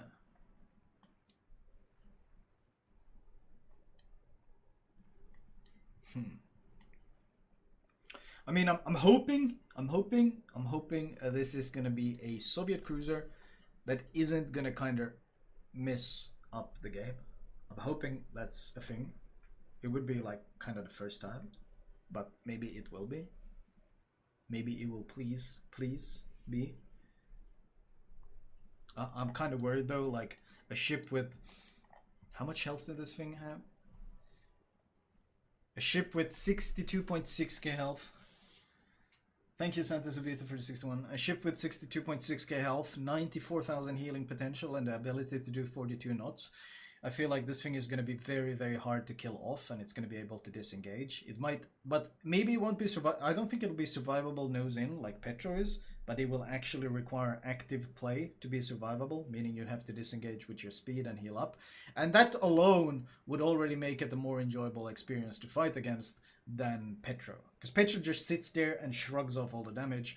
This thing will take damage, and maybe you can force it to disengage and heal and so forth. So I'm hoping that it will be. I'm hoping that it will not be quite so game breaking as other Russian ships. That's my hope.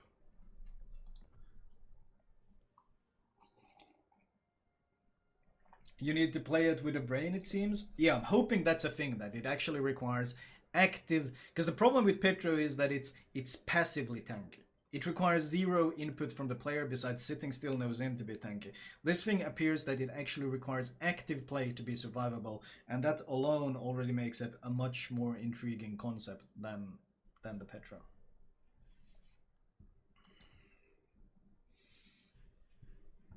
Dido. 1940. Entered service. A relatively small cruiser designed to provide AA cover for squadrons and interact with destroyers. One of the first ships to carry dual-purpose guns as their main battery. Okay. 133s, 6-second reload, 23.6k health, that's not a lot. 8 cam torps, 40.1 range, okay. 32.3 knots. Decent speed considering it has smoke. No Hydra, only defensive. Short burst smokes.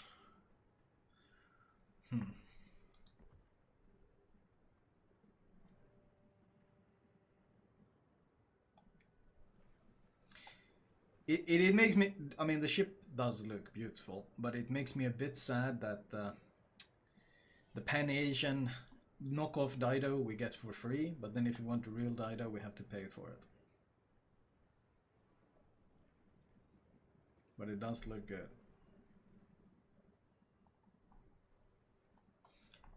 Don't press armor scheme. Uh-oh. 3 torpedoes per side.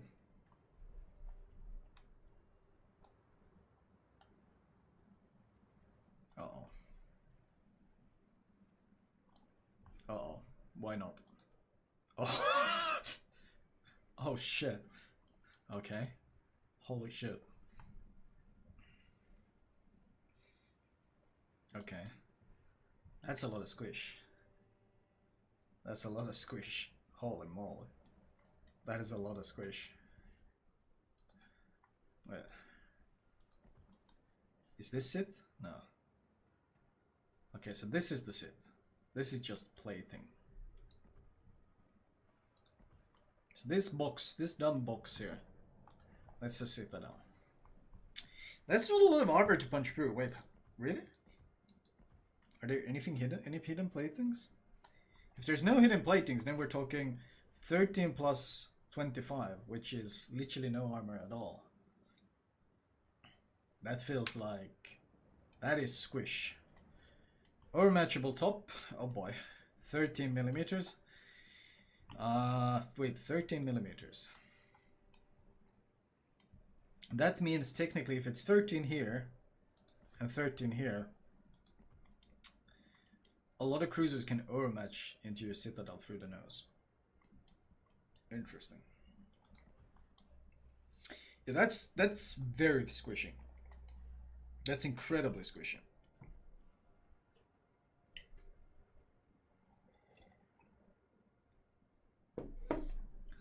$13, they will have to remake it. That's what I'm thinking. 13 is really squishy. Like 203mm guns, they will overmatch. Like you should 203s. Like imagine Furutaka, overmatch and Citadels.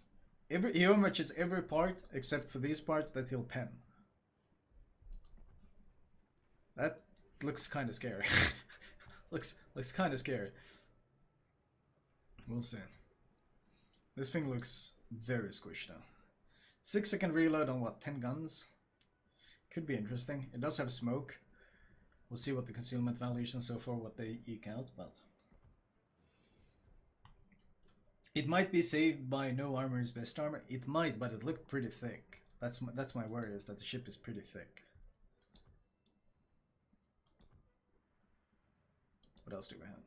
Oh, Canarias. The camo that I laughed at. Okay, let's see. Description. 1936, heavy cruiser designed in Great Britain similar to the County-class ships, which had, above anything else, more powerful torpedo armament envisioned in the initial project. Okay, interesting. 15-second reload on 203s. AP, only by the looks of it. Oh, this thing gets the burst fire, right? You can shoot 2 bursts, and then you wait 40 seconds. Fair enough.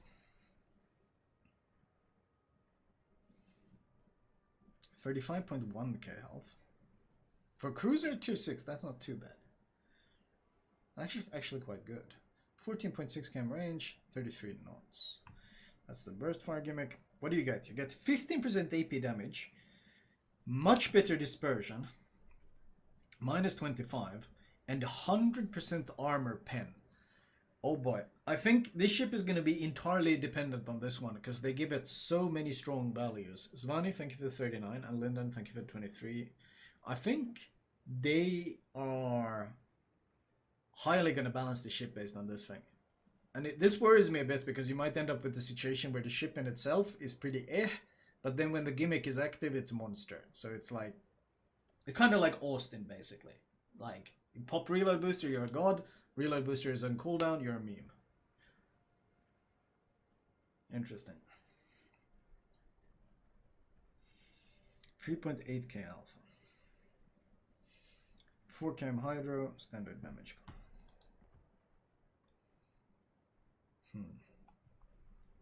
So 8 guns. So you can launch 16 AP volleys at someone within a second.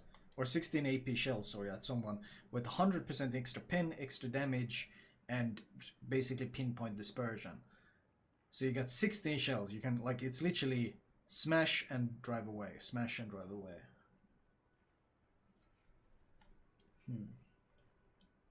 Interesting. That is a smokestack and a half. Holy shit.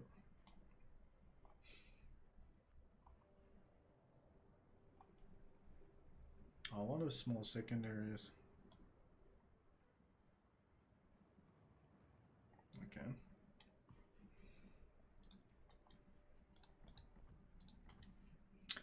$16mm plating. At tier 6, that's pretty okay. I mean, it's battleships will smash you, of course, but cruisers with AP won't do too much about you. Really thick deck armor, 38mm. Interesting. That bounces basically everything at the tier. Some superstructure, but a huge broadside.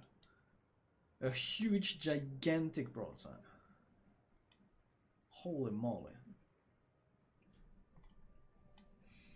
Quite a thick ship as well.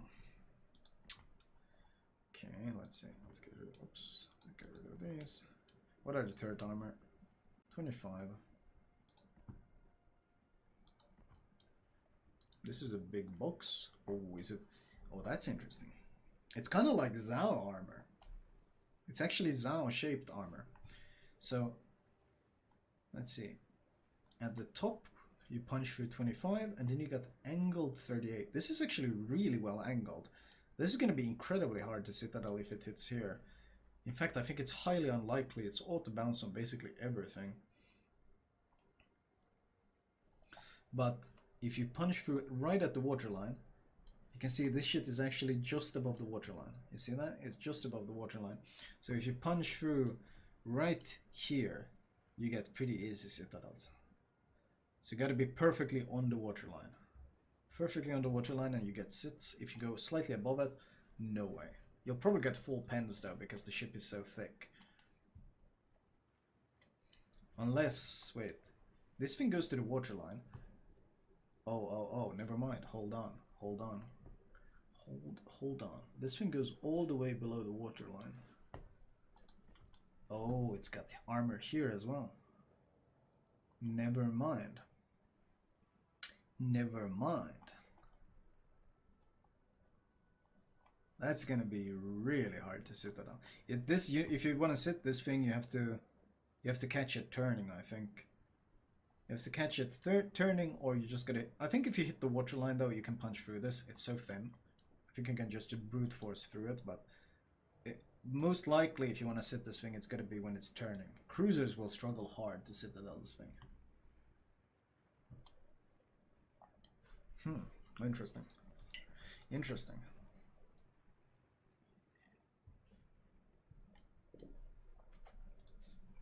The first Spanish ship. And my god, the armor on it. Really letting everyone know that yes, it is in fact a Spanish ship.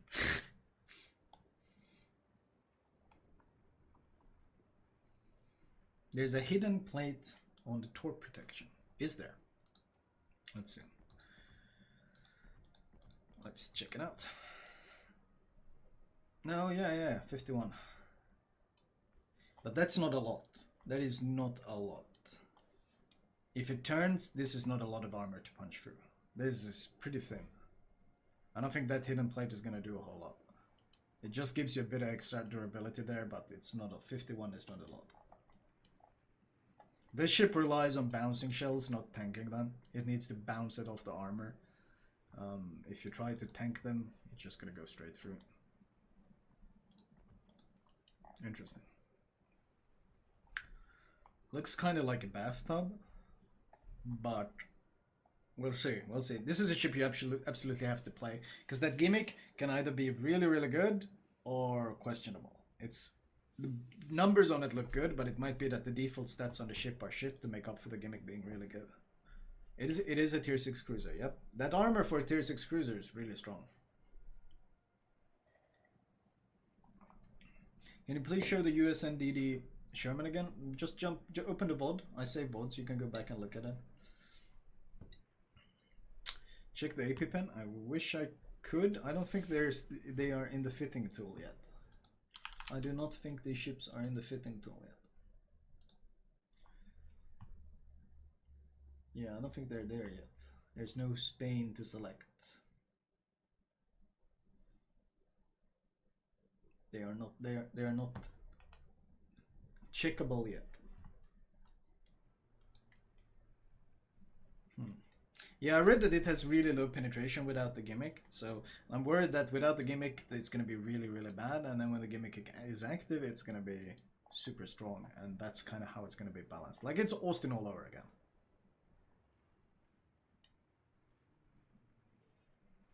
So all of this just to put up playing Marlboro? I don't think I can't play with it, I think. Yeah, sadly. Or I don't know, sadly.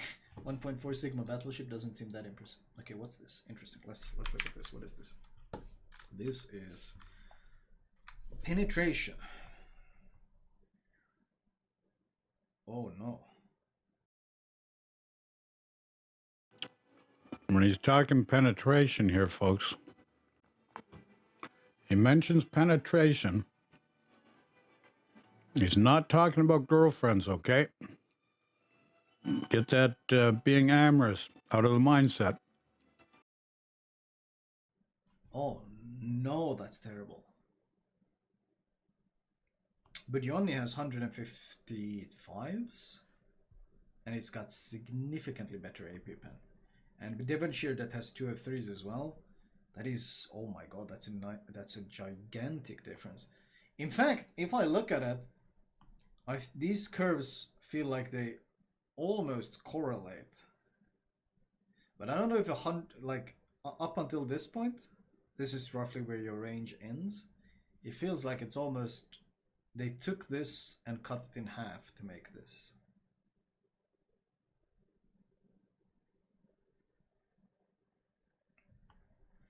So the boosters basically must have.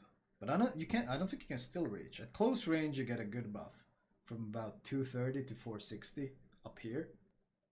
But then if we're looking at around here, let's say 10 kilometers, we're sitting at what, 200, and this is at, oh no, it actually, oh, the scale is a bit, the scale is actually not that accurate. No, it's gonna end up being pretty good. It goes from 125 to about 250.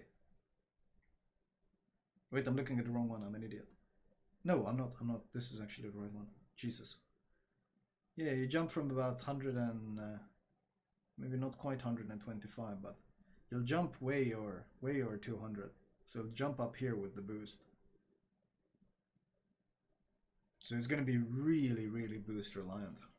So you're worse than the Budyonni without the boost, and then you're better than the Devonshire with it. Yeah, I'm not sure how I feel about that. It's, I think we're gonna have a classic example of a ship that is gimmick balanced instead of the other way around. A good example of this was the Dutch cruisers. They were entirely balanced around their gimmick, and then Wargaming nerfed the gimmick, and then the ships ended up being junk because they didn't buff the ships in any way afterwards. They were like, yeah, we nerfed the gimmick, and then we forgot about the ship.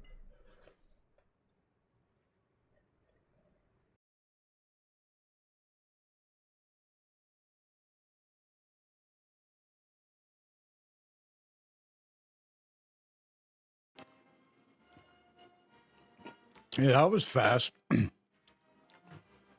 Holy crap.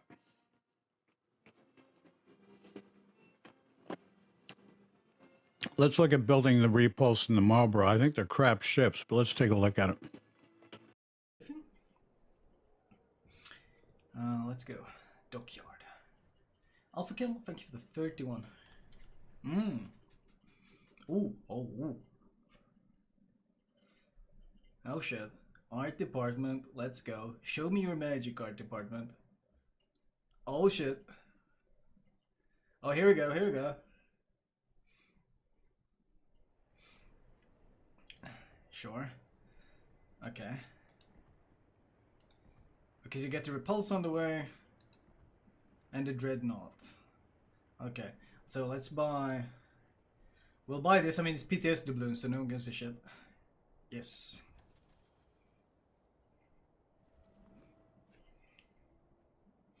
Let's go. Money, money, money. Well, well, well, yep. I mean, it's PTS doubloons though, so it literally does not even matter. Dreadnought, so excited about that one.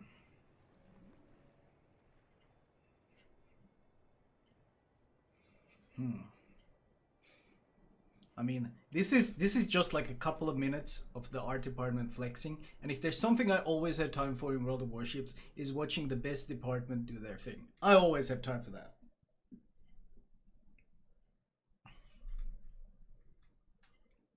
Never ever do I not have time for this.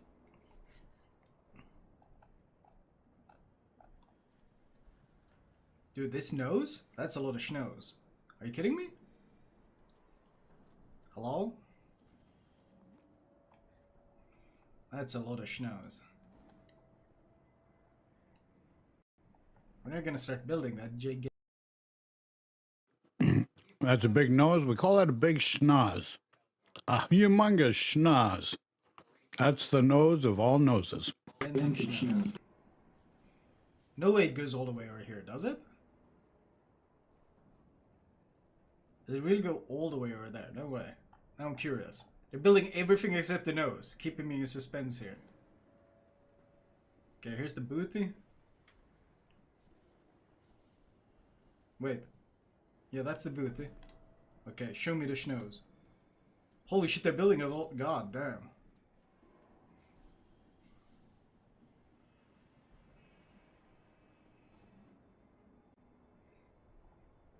What's the gimmick of the Marlboro anyway? A lot of guns at tier 9, but then they don't give it like the Royal Navy HE.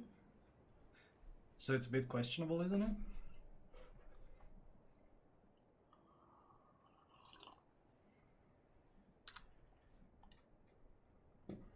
Yeah, okay. Collect the rewards. Do we actually get the Dreadnought? I wonder if they actually give the Dreadnought to me now. We'll see. Oh, I got it? Oh shit. Wait, does that mean we can test the Dreadnought and Repulse? Are we gonna get the Repulse as well? Because that's the Repulse right here in the background for those that missed it. Okay, yeah, purchase another 5 shipbuildings, yes. Pepega swipe. Okay, they're installing the engines. We can tell these are not Kremlin engines, they're far too small. 280 horsepower, by the way. Or 280,000 horsepower, by the way. You can't play them. Oh? Wait, what?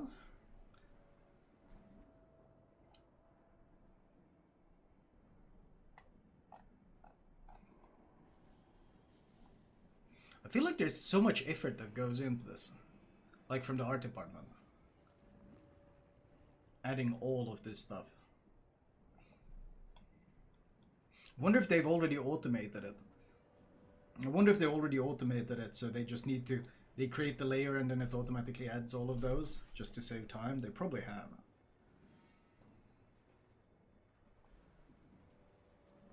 Man, that's a lot of hull. Holy shit, that's a lot of hull. Like, this is one Petro, one Kremlin, another Petro, and another Kremlin. And they just keep adding on, man.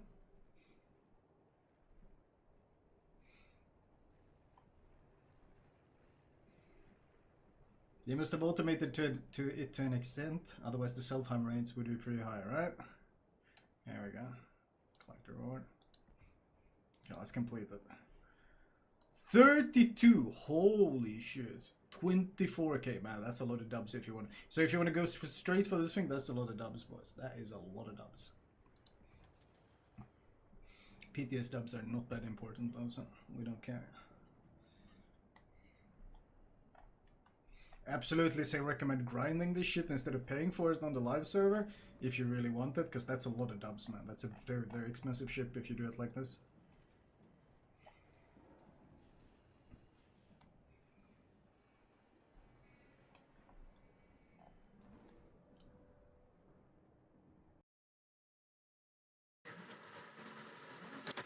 Yeah, as you notice, that's a lot of doubloons. Is it worth it? From where I sit, no, it's not. Not worth it. Just too much for too little reward. That's my point of view, and I'm sticking with it.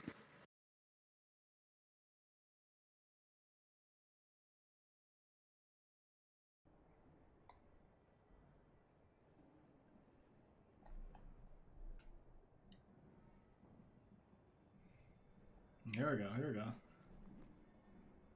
Okay. No, you don't need to add any more superstructure. You can go with the Kremlin superstructure approach. I'm okay with that.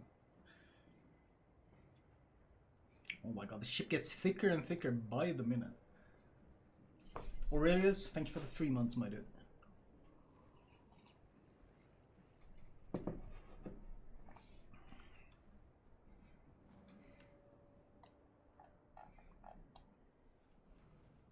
Alright, here comes the... Okay, that's enough. No more superstructure needed. That's a good amount. That's a Petro superstructure right there. No more needed. Oh.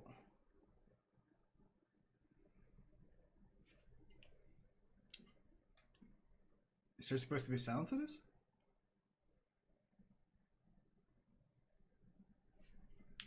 I can't hear shit.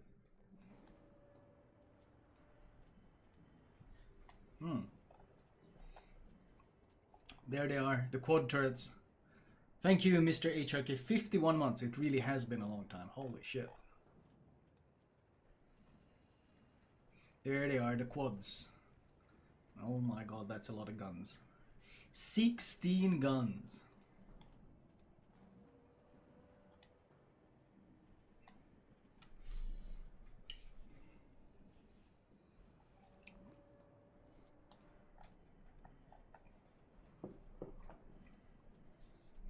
What are those secondaries? Are those... What are those? Minotaur guns? What are those?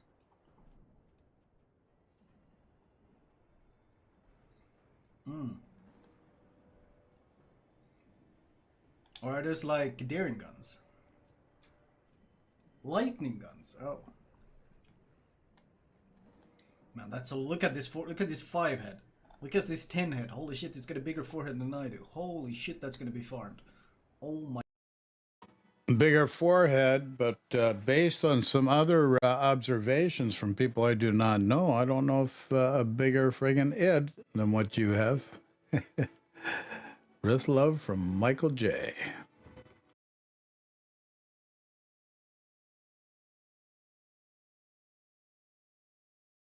My god, that thing is gonna be farmed. Are you kidding me?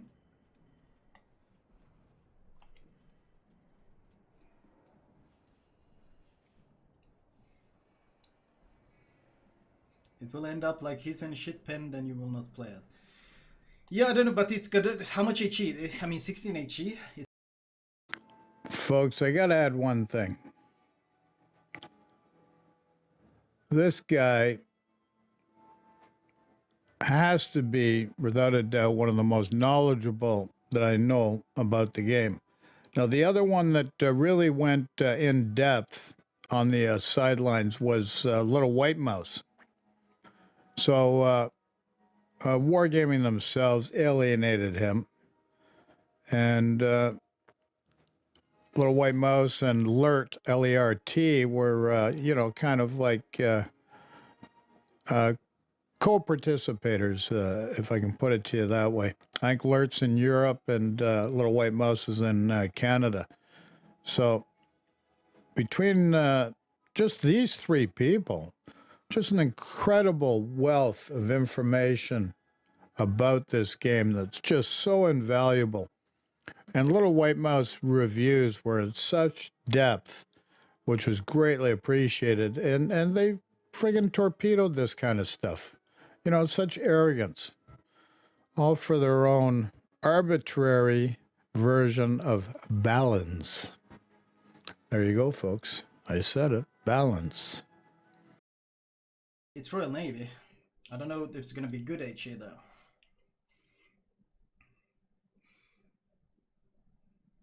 That's a lot of guns, man.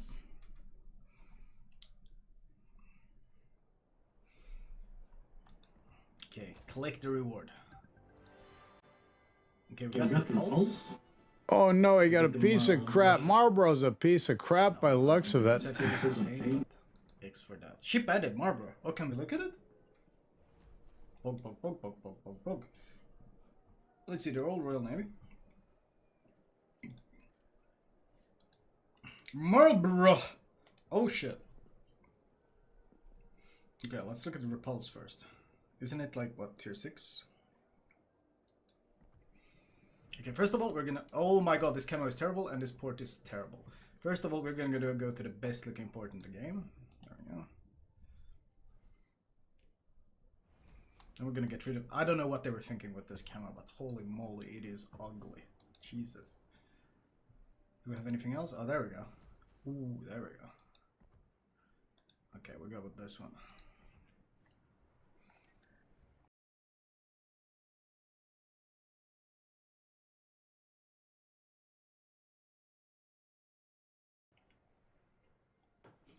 I was saying, I forgot to unmute myself. Yeah, I'm a more traditionalist in that respect with camo. The first one, just so garish. I just can't handle that. Traditional when it comes to these ships. That's my game. Royal Navy battle cruisers. How long have we waited? This thing has a shit ton of superstructure though. Look at all these shell catchers. Oh my god.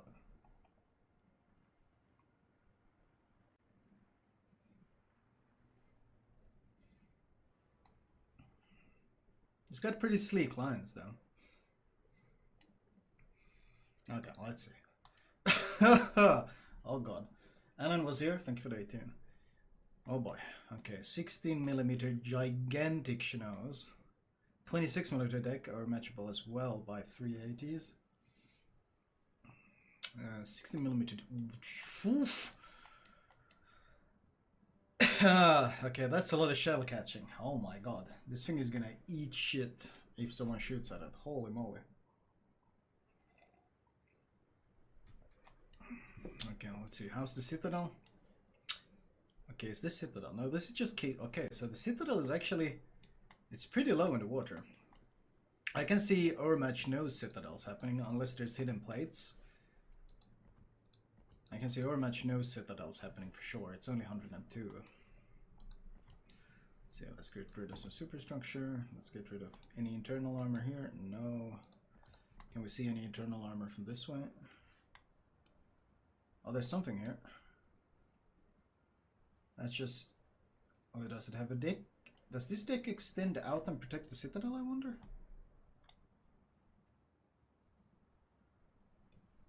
No, this is just the flat armor. No, just friggin', just for show, not go. Might be hidden. Just for show, not go.